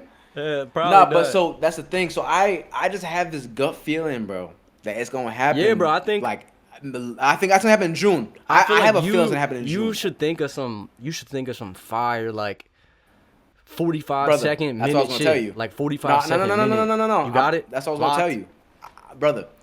You know what's crazy? I made a trailer in December. I've been ready, and I spent Fire. $2,000 on it. I spent $2,000 on it. I made a short Fire. film. So I made a 4-minute video, or like 3 minutes 45 seconds, something like that, where it's me acting in the first half and then me running around the city, and this is all filmed on a 4K camera, like a red cam, Red cam, right? fire. And a red cam, yeah. And I ran around all of SF while I was in the Bay Area before I moved to LA. And this is some inside scoop that I've been Fire. holding this for so long. I haven't even Bro, showed my that's real community. preparation, No bro. one's seen it. Bro, I'm ready because I'm gonna dominate. This is like Yeah, I'm bro. not playing no games because this Real time, shit, bro. and I'll give you a real leak too. The title of the video is literally gonna be called, on YouTube at least, I don't know about other platforms, but on YouTube it's most likely gonna be called "I'm Not Getting Denied from Streaming University Twice," and it's gonna be a short film Fire. that I just go crazy in, bro. Fire. And that's why That's I want good, him to good do this click shit title. now. Good click title. Right? You think it's good for I'm still think figuring out that's the a good thumbnail, click how I want to title. go about it. But title, yeah, I think it will work because I feel like the typical like my streaming university Yeah, nah. application. Nah, it's bland, gotta bro. be that. I feel like that fits your personality too. That's good.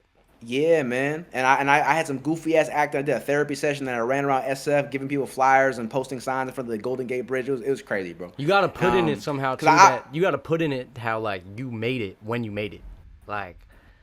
Yeah, I think I'm gonna probably put the Or like I'm in the still- cat, I'm still, like in some the- type of description, like no, like I made this shit in December, like because you know what I mean, like I made this shit. Yeah, I'm still figuring out how I want to go about that. I think if anything, I'll post on Instagram and then I'll Yeah. probably pin my comment saying "filmed in December." I've been Yeah, ready, some shit. something like that. But I'm like, that's or why to like make this time I'm not content playing on no games. how motherfuckers really do this shit. You make content on your content, like you post Exactly, it and then bro. you have your stream or whatever, and you be like, yeah, y'all don't even know I made this time, and then you could show people like, know. you already know, you already know. You know Bro, what I'm saying? 5 months ago, gang. And the funny thing Got is, all at the the BTS, time, bro, any other picture, all the shit. You be like, yeah, look, bro, this was, Yeah. you know what I'm saying? Yeah, bro. and at the time, bro, I was in a worse financial situation than I am now because I was in the midst of moving. I had a lot of things Oh I had my to pay God, for. yeah, bro. And Moving I is was the- like, you know what? I know, you know what? I'm gonna fuck. Before the place that I'm dropping at, a I bag on moved this. like every year, like for like 4 or 5 years, bro. Moving is, I know how expensive and a drag. Especially when you moving move can across be. the country, gang. Especially I moving drove from cities Miami. to city to, yeah, bro. Oh my God. I'm telling you, man. Yeah, bro. But I yeah, had, so this I had a time, yeah, van for a just- minute. I packed up that shit hella times and moved from city to city. Like I had my grandpa old minivan.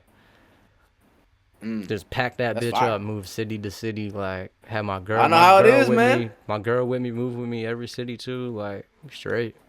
Shit fire. Bro, I've driven across the country twice, bro. I drove Nah, that's from the I Bay want to Area do the I to want to do the Miami. cross the country shit. I gotta come to I- California soon too. I want to do Yeah. a skit, bro. I want to do a skit. I'm down. I want to do I'm a down. skit. I love skits. That's what I want want to do more skits, uh, actually. Yeah, me too. That's what I want to get into more myself, is doing more skits, especially because the other factor of streaming that I do a lot is streaming my company and us building, and we do a lot of like construction, building stuff, and building things from the ground up, like something to nothing type shit. And I want to do a lot more like skits like crew skits and stuff, like work life skits and shit like that. Oh, kind of with like Drewski shit. yeah, in a way like that. Yeah. That for sure. But I was like, nah, I want to do that more and incorporate that shit in how I stream our work stuff. Because a lot of stuff for streaming for work, I feel like the way that I look at it and how I do it, I kind of do it if I was HGTV, but on Twitch right now. Like, that's how I be streaming, like, during the day. And then other than that, I'll stream, like, usually on Sundays, I'll stream in the studio making music. Okay, that's fire. That's But, dope. I like the yeah, variety. bro, Yeah, and I stream Yeah, no, for like sure. gaming random shit and shit like that, but I mostly love, bro. I love streaming for the sense of life documentation and like capturing these moments of life. Like, I think Bro, that's what my I'm favorite saying. aspect of streaming because also too. Let me see. Actually, I'll show you right here. Like all these pictures and shit in here. Oh, So like all this yo, I did shit. not see all that, bro. Yeah, so all these pictures and shit in here. There's actually mad other pictures that are behind that wallpaper too, but I just changed the vibe in there Damn. not that long ago. But they're all pictures that like me or my homie took like all around the world and shit. And I have a lot of Polaroids and mostly film pictures, and I've only ever taken pictures on film and Polaroid because I love that like real capturing moment things and like having physical shit. Yeah, that's Yeah, fire, bro. bro. Yeah, you said So it. Yeah, I'm jealous of your setup, bro. nah, bro, this is I actually yeah, nah, that's what I actually gotta do that for a TikTok video too, because this shit I have so much like progress pictures of this shit over like the last 5 years of this shit being nothing but Yeah. like an outside couch, and I had like a Scarlett little interface, and I was recording with no speakers and shit. And I then think now cool I got YouTube videos fire. also. I think a cool video series would be like, imagine if you did a time lapse of your stream. So you just did a super fast version of all your building stuff. You know? Yeah, 'Cause yeah, that's on YouTube, that's something like maybe somebody wouldn't want to watch a 4-hour video of you doing it. But Yeah. imagine if it was like a 10-minute time lapse of you going super fast. Exactly. You know That's what I mean? that's another thing That'd I've be been fire. recording with this other camera. I've been recording like time lapses of our builds and shit. I've been thinking about how the other thing I've been thinking about for YouTube specifically for that was like the only thing is how, bruh, I'm sure editing really is so time consuming, bro. It's always been, even when I'm just making music, if I'm engineering, bro, editing Don't is get me started, brother. so Don't get me started, brother. time consuming, bro. Don't get me But started, the brother. one fire idea I was really thinking about, I was like, nah, I want to make these YouTube recap videos that are like intertwined footage of like from the stream of it, from the time lapse of it, and then I also have drone footage of all our job sites and shit too while we're working. Oh like, yeah, that'd be so fire. I'm like, I gotta put these into like episodes of our jobs that we do, and it'd be like a HGTV reality work show type shit. And that, I agree. No, 1,000%. and that like, that doesn't exist in like Twitch sphere, you know what I mean, or like streaming sphere. And I think the way that media is going, like that's where I look at how I'm attacking that niche and like certain things that I do when it comes to broadcast streaming shit, because I know for me, I low-key don't, I'm not reactive enough to just chill desktop stream. I'll stream, chill, make music. I can make music on some like, look at what I'm doing. The way that I stream has to be, for the most part, capture something that I'm doing like real time. I think that's mostly how I stream. Yeah, yeah. But I'm still Yeah, it's figuring kinda out like how I lifestyle. can. I'm still trying to figure out how I can like do it differently though, in different ways and shit too. But I just fuck with it, bro. I really fuck with it. It's tough. I feel like I've been doing it around like the past like six months or so, like heavy. Like, okay, let me try, see what I can do with this streaming shit. I've done other things Yeah. and took it pretty far and done getting, but this shit is dope, bro. I fuck with this shit heavy. Bro, it's fun. That's all it is, man. You though, bro, you gonna do the damn thing for sure, bro. What You thing? gonna do the damn thing in this streaming shit, like. Oh, you telling mean you. take over? Hey, man. Nah, Shit, you man, gonna you gonna try. be in a different space, bro. You gonna be in a different space. Someone I feel like, someone low key, cause audiences, some motherfuckers gotta like they attack different audiences and shit, especially when it comes to marketing and things of that nature, right? Yeah. I don't know. As of recently, I feel like probably mad people who watch the bull Arky, they would probably fuck Yeah, with your Arky. shit I know Arky. more. I'm like they would probably Maybe. fuck with your shit. I just don't. This is only from a business perspective, because at the end of the day, I like a lot of business shit, and I've always had my hand in a lot of different Oh, same. For business sure. factor, the business end of entertainment and shit. But when it comes to fan bases, for real, I feel like those are motherfucking fan bases you can attack on some shit, on some marketing-esque shit, to like even collab on some collab shit. Like if you try to collab with some of them, cause they out LA, right? I think so. Yeah. No, bro. The ex, or what they call core now, but the old phase guys, they're all here. DDG's here. Those like, bro, guys, most of them are here. I feel like just my outside looking in perspective, right? Yeah, I don't feel like you mesh with them type of bulls. Like I feel like you're your own lane. Like because you are a good person. That's what I'm thinking in my brain, right? Like you have morals, right? Like you seem like you have a moral compass. Like you're not like you're down to entertain, but you're not like I'm gonna do anything. Oh no. Like motherfuckers they're down. A lot of people is down to do anything. Like they're with it. Like what do I gotta do for you? Yeah. And I've been tested, bro. I've been tested multiple times. Oh my gosh, like, bro. I don't know if you know this, but there's been two occasions in my streaming career so far where I've had my morals tested, and the first one was I got offered a gambling deal, which I never, well actually no, not never thought I would get, but I was surprised that I got it that early. But this was months ago. This was actually back when I was even at a lower point in my streaming journey. Yeah. But I got offered a casino deal from this random company that basically said like, yeah, you make a certain amount per month. You just do a stream of like 10 hours of gambling a week or something like that. And I don't really go too deep into the numbers, but I know that it would have been some decent profit for sure. Yeah. And I said no before we even talked further. And then after that, this was more recently, Kick reached out too. And a lot of people know, and myself included, that Kick money is different. Not gonna lie, for sure. Twitch, in my opinion, it's is because a significantly Kick's better platform. owned by Stake, right?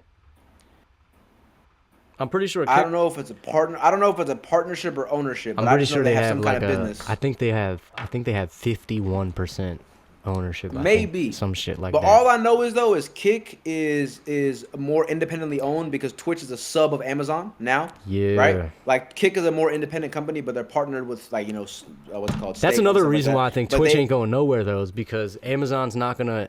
Like Twitch, the company hasn't made money yet. Like Amazon has been dumping money into Twitch as a platform and hasn't made money off of it yet. So like they haven't. Well, Twitch is also a staple in streaming culture. Exactly. Like they haven't been dumping bread into this shit for it to go away. That's the other thing. Exactly. No, of course. And also the biggest streamers are on Twitch. Like sure, you have your little like polarizing, controversial people on Kick. But those only are other thing about people. Kick, the only other thing about Kick, the only other time that I've been considering streaming shit on Kick is because for me specifically, there's a lot of Spanish speaking community on Kick. Like a lot of the Spanish shit, and I do some of my streams I'll do in like Spanish or half Spanish or whatever it may be.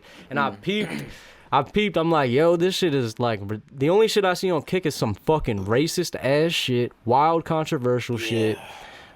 Super phobic everything shit, and then the only other thing that's on there is motherfuckers who speak Spanish, and I'm like, mother.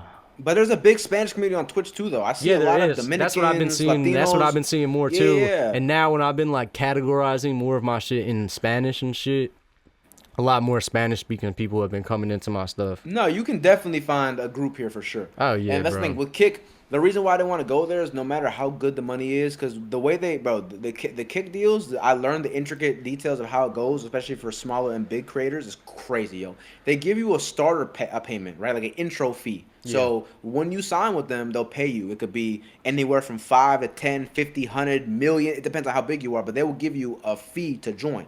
Okay. And then on top of that, you make an hourly rate.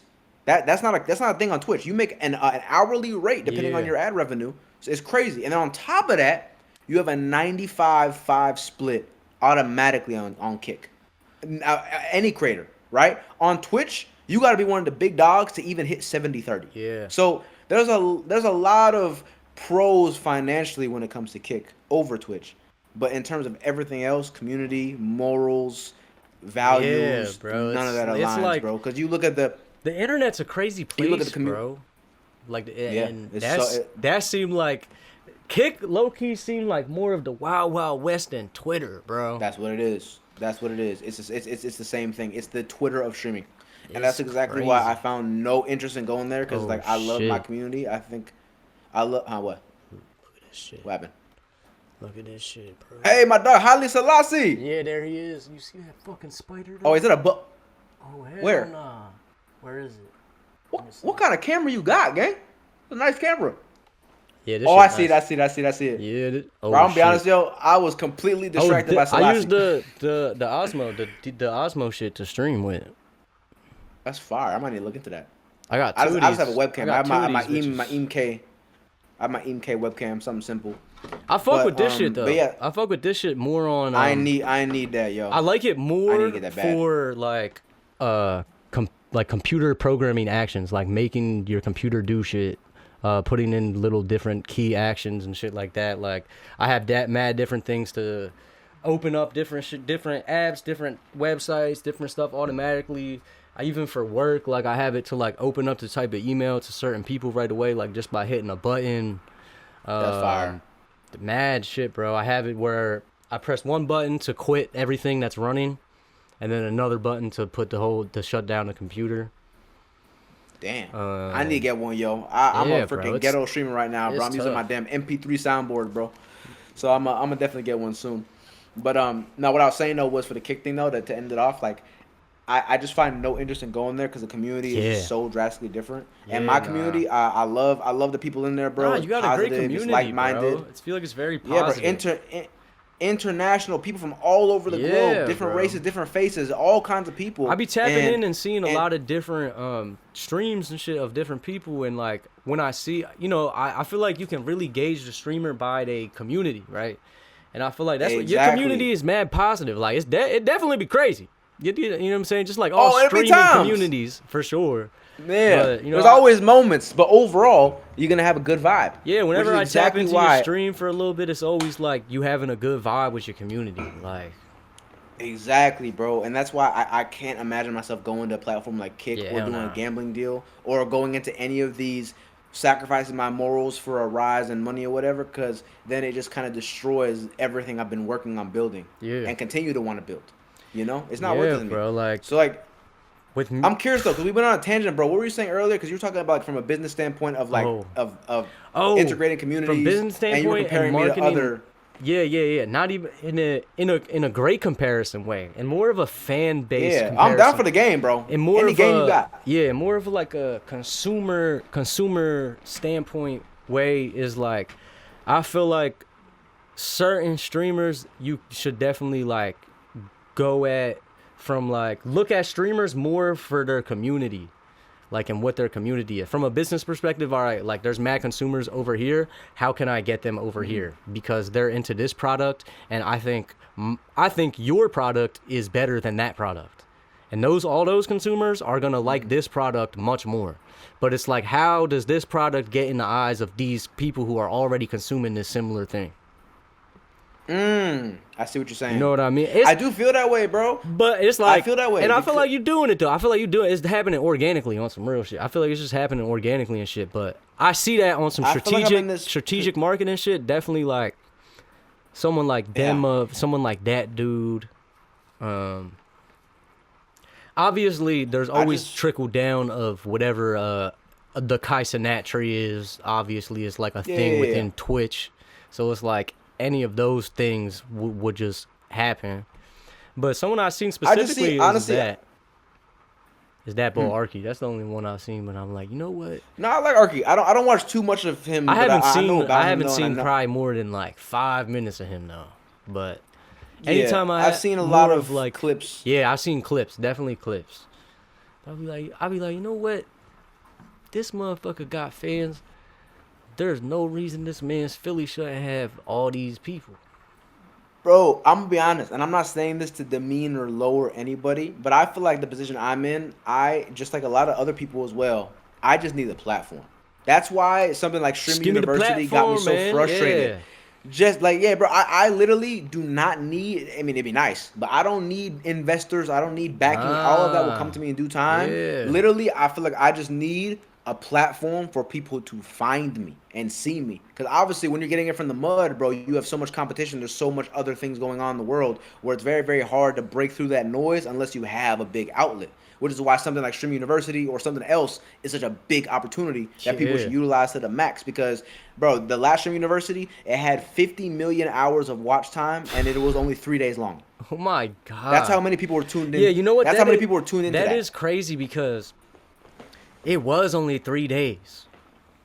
It was a weekend. I think it was maybe 4 days. I think it was like maybe 3 days, 4 nights. But bro, it was a weekend. That shit was like 6 months of a world is really what it was. Yeah, bro, so much content and so many careers and so many things came out of that, which is my point. It's still Yeah, relevant. even People people still who talk didn't and post about it necessarily today. blow the fuck up. There's plenty of people who like they have a sustainable income from streaming now.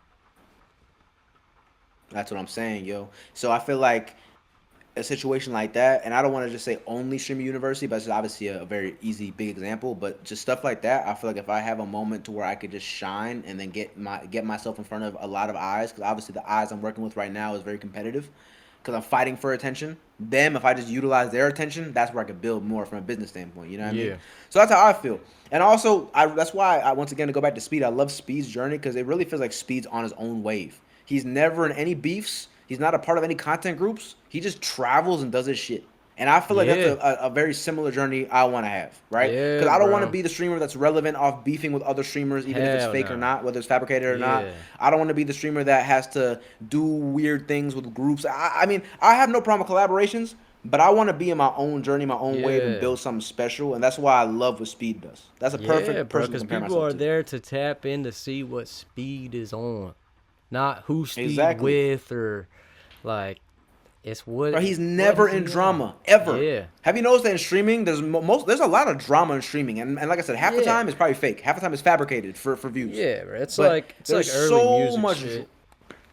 Yeah, even yeah, with music, bro, like beefs Yeah, or all little this shit. Instagram disses here and there. All It's the like, bro, media I entertainment shit understand, the same. That shit is crazy. bro. It is. It's just different. It's just different ways of going about it. And like, look, I get it. It generates views and talking points, but bro, I don't want to be that person. I love the idea of just doing what you love and being known for that, not being known for stunts and different things that aren't good. I don't Mm-hmm. want to be like I would. That's why I love when I see Speed never in beef and everybody else is in beefs to get relevant, but Speed's bigger than all those people. He Yeah, doesn't do that.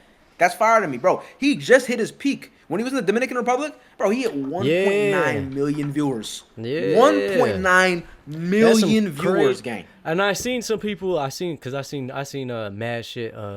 Mad people was like, oh, it's botted. It was this, and then he even said it was botted. But even after they was like, they showed like whatever real numbers. It was like it was a crazy amount. It's a crazy amount of people. Like Bro, it's there's millions it's of people, millions of and people, and like that actual like reality of millions of people doing something is that's crazy. That's like he's not doing a big production, bro. He's walking around with a camera. He's not doing my something gosh, big. that He's really just traveling. right now it kind of just blew my mind a little bit because you know how in a way I feel like music fandom kind of passion and music loving has lost a lot of mainstream ways because you don't have to do anything for music, like it's just on your phone or you're so free and easily accessible, so people don't really give a fuck as much as when you had to go to the store and grab a record, think about And it, buy buy, yeah, it, yeah, yeah. spend money on it, whatever it may be. Now I feel like with streaming, the aspect of that where there's a parallel with that is how, yo, you gotta tune in live. Like you have to physically, go there on your phone though, but like you gotta tune in live and be there. And to like be there while it's happening live. I mean, you can see the clips, but I feel like that's the aspect of the watch. Like, yo, you there Yeah. live, like live, seeing what's Yeah. going on. That's what streaming is so powerful. And that's why I don't even know where streaming is gonna go. It's insane because it's so powerful, I bro. I don't know either. I think it's gonna just keep getting bigger though. We're still in the beginning phase of it, yo. And Yeah, I even bro, saw a it's video like earlier. such the early phases of it. It's literally like, bro, like it's literally like the first ages of this shit. It's crazy. It's actually insane. It's so new. It's so new. And I remember even I saw this interview recently, like of Kevin Hart. I forgot what platform he was on, but he was recently talking about just the future of the industry and streaming. And he was talking about how streaming is low key making the movie industry a run for its money right now. Because when it comes to movies and films, obviously I don't think movies are ever gonna die. There's gonna slightly transition and change because of streaming platforms like Netflix, Hulu, all that kind of Yeah. stuff. But there's such a high production, and you have to have such a high upside to find success in your film, right? If you Yeah. have an $80 million budget, it's gonna be a flop if you Gotta don't at make least double that. 250 million. Yeah, Like, yeah, right. With the streamer though, you just need a camera and a videographer. and an idea. Now, obviously, yeah, you know what production costs, like whether you want to do a big event or whatnot, it's a different story. But still, at the Yeah, end of the but day, what Speed's doing right now, Speed's generating millions of views I and was getting a telling lot of my money for girl what he's this the doing. other day. His biggest expense is probably fucking security. It's probably security. Yeah, that's it. Like It's his security. Because biggest honestly, also, most of the other bro, he thing has is like sponsorships. most other things too is like one-off paying. Like you paying for the equipment one time, and you got it. Exactly. You know what I And mean? you pay Like, your videographer, you pay you for pay him his travel, salary, but you pay everything. to travel, you pay security is probably just the most expensive upkeep. And I'm saying that that's what I think is dope about what is dope about streaming too. How I see it also, especially when it comes to like bigger characters within streaming, is I see a lot of this shit as like one big sitcom, and it's like it's like when sitcoms would have like a spin-off series of like one person's perspective or life. It's like the live version of like that's where I feel like a big thing of like I would say the Kai Cenat tree is. It's like all of that is like it was like the Kai Cenat show, and then it's like now all these spin-offs of this show are still of the same show though. Like we still in the same show. I know exactly what you mean. I know exactly. And that's what you where mean. it's like Yeah, a lot. that's what streaming is. A lot of exactly. The channels, right? It's a channel. I'm watching Exactly. A lot of it's improv and off the cuff humor and comedy. Yeah, so it's and like I see a lot of those groups as like they're just one show. Like that's just a cast of a show. And it's like depending on whose thing you watch is like you're watching that perspective of that character in that show. That's where it's like someone like you creating your own show. You know? Like you're not like in this shit to try to join someone's show and like be a new character in their show. Like you're making your own show. Own world. And you're you're building your own world. Like that's why that shit is so fire with streaming is the world building aspect, which where I've come to gain more appreciation for shit like Marvel and all the comic shit and everything of that nature. Yo, it's just crazy. Yeah, bro. It's so crazy, bro. That's why I love Marvel, man. And I'm waiting on Doomsday, boy. That coming out this year. Damn, motherfuckers been talking for 2.5 hours. Nah, you know what I'm saying? This thorough, bro. Philly boy thorough. Philly boy thorough. Come on now. Yeah, man. I don't know if you know the word thorough. That's a bro. real Philly word. A Philly word. I'm a certified yapper, gang. Honestly, I really am. Bro. So I was not surprised that this would go this way, man. Especially when I got someone like-minded like myself that wants to talk about a lot of cool, insightful topics, yo. Yeah, bro. I'm gonna come out LA soon, bro. I'm gonna come out LA soon. Bro. Probably, maybe sometime in the summer. Maybe sometime. Yeah, whenever, man. Yeah, we could do some shit for sure, yo. There's a lot of cool stuff to do out here, man. And yeah, I've been out there. Oh yeah, that's what I had to tell you. The motherfucking soul searching canyon story. Oh shit. Yeah. Oh shit.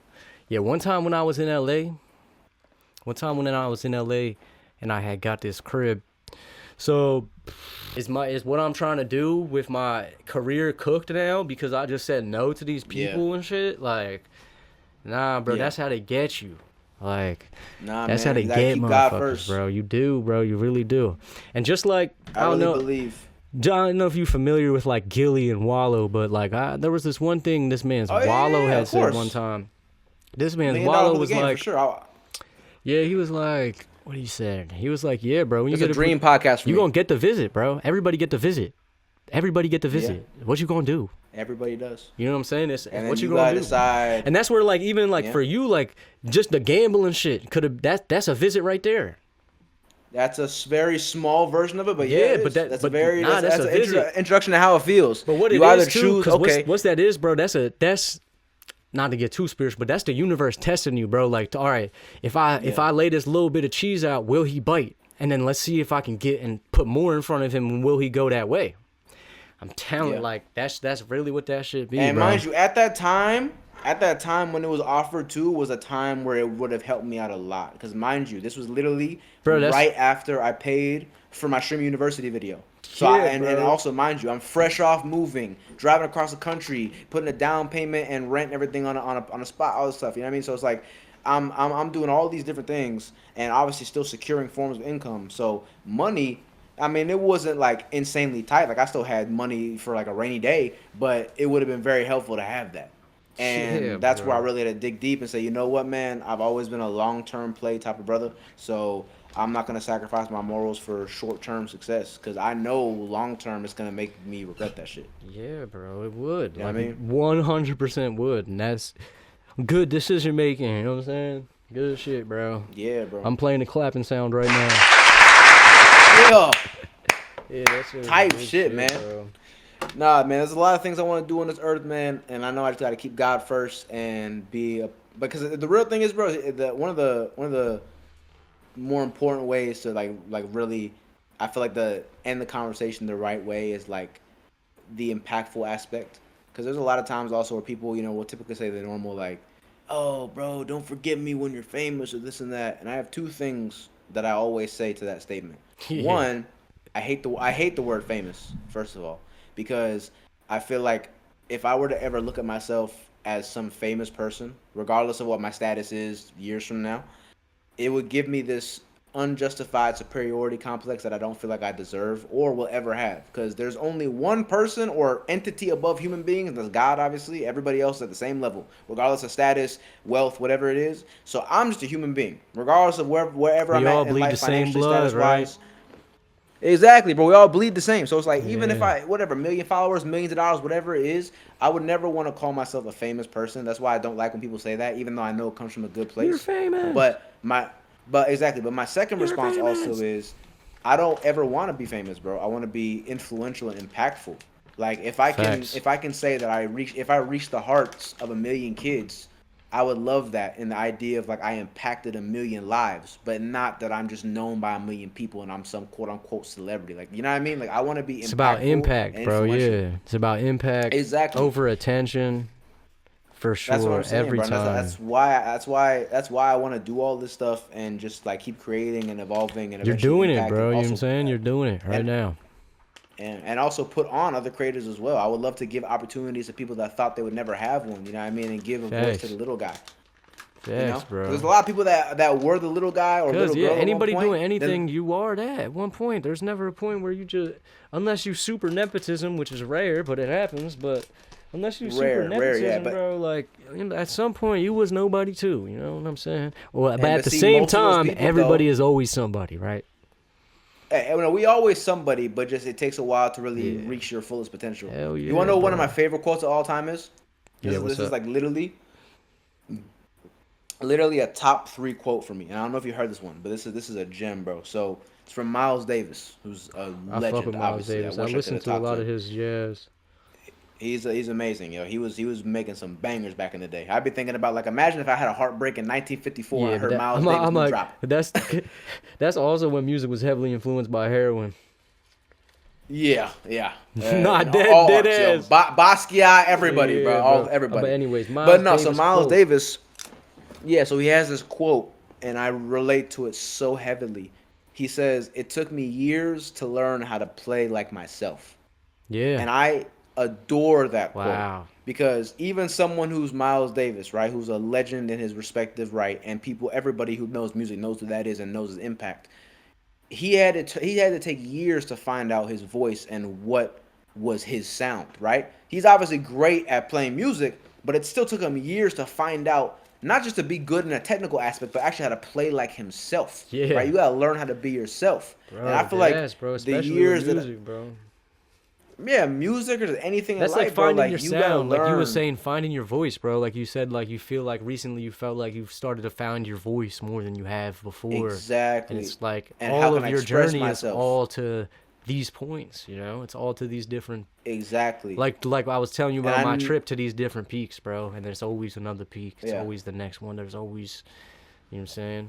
It's Which is why you facts. gotta love yours, man. Like Jermaine Cole, you gotta love yours. There's always a bigger mountain, always a bigger valley, Yes, bro. bigger peak, badder girls, bigger house, all these different things. Bro, I It's lived in the always same that. dorm room as J. Cole, bro. I went to You St. serious? John's. Lived in Damn. the same room in Hollis Hall, 5th floor. Yep, The same room? same room.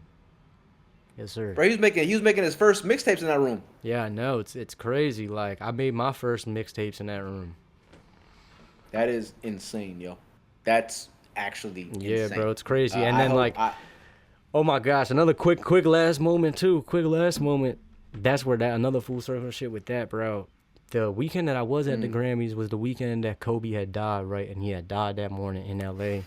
And I was the only person in this room of all of Dreamville except for J. Cole. It was literally bands Ibrahim, all the art. It was Jid, Earth Gang, Buddy was there also, all of their managers and shit. And then I was just there. I was just there with my one man who was a stylist at the time. And they had just dipped to like go get some socks or something. So it was just me there with like all these people who know each other, right? And then while in that one moment, in those like 20, 30 minutes, that's when he had passed away. And then everybody's phone started blowing up. And I'm just with all these grown ass men and like and then at one point I remember I was outside. I was like, you know what? Let me just go outside because I don't really know these guys and this is a pretty heavy moment. Let me just go smoke outside or some shit. So I go outside by the pool smoking and this man Buddy come out and he just is bawling his eyes talking to me about Kobe Bryant, how much he meant to his life and all this shit for like 20, 30 minutes. I'm just like, bro, that day was just mad grown-ass men just crying in front of me, and I was like, yo, this shit is crazy. But I was also like, this shit is crazy because of what I was doing, what I'm doing at the time. I'm making music, and I'm around all these people of Dreamville, and they had a super peak of their shit. They just did the Revenge of the Dreamer shit, and this crazy-ass moment just happens. Like crazy, historic moment, and I'm like, this is crazy for me to be like a literal fly on the wall, bro. Like it was so crazy because like I didn't have no relation to these people. Like they didn't really know me. Like that day they started to know me after that, but in that moment it was like I was a literal like fly on the wall. Like all these people are getting ready, putting their tuxedos on for the shit. Like, and I'm like, yo, it was like for me. It was a mad, like, oh, like, I'm supposed to be in these spaces and shit. Like, I'm supposed to be here. Like, I'm super supposed to be here. It's alignment. It's like super alignment. Like, super alignment. But, yeah, bro, that's why I crazy. I forgot that was during the time of the Grammys, too, man. Holy shit. Bro, it was the day of. It was on the morning, and L.A. was, like, gray and cloudy that day, too. It was, like... Bro. Oh my! I literally remember that day so well, man. I was balling too, like, and I was living with my mom at the time. Yeah, that's crazy. That shit was that's true insane. But yeah, facts, bro. Nah, we had good yap sets, bro. You know what I'm saying? I recorded all this shit on OBS. I got a good Yeah, I don't know how much you're gonna take out because I feel like there's a lot of bits where it's like I don't know if you can involve the LSD story or not. But, I got a good AI clipper that I developed. That's good for like conversational shit. So I'm about to probably just run it through a bunch of different shit and see a transcript. I'm gonna need to see that.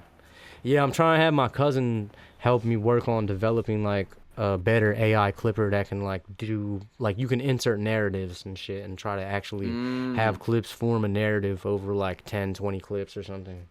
Oh, so you're gonna build a software yourself? Yeah, like based off of the ones that exist. Yeah, like Opus clips. Because those like that one. Like they're all right. They're like, okay. They're okay. What they're better for sure, is definitely like something like this, like conversational stuff, where it's like straight conversation, podcast clips, podcast type, just shit, sit down stuff.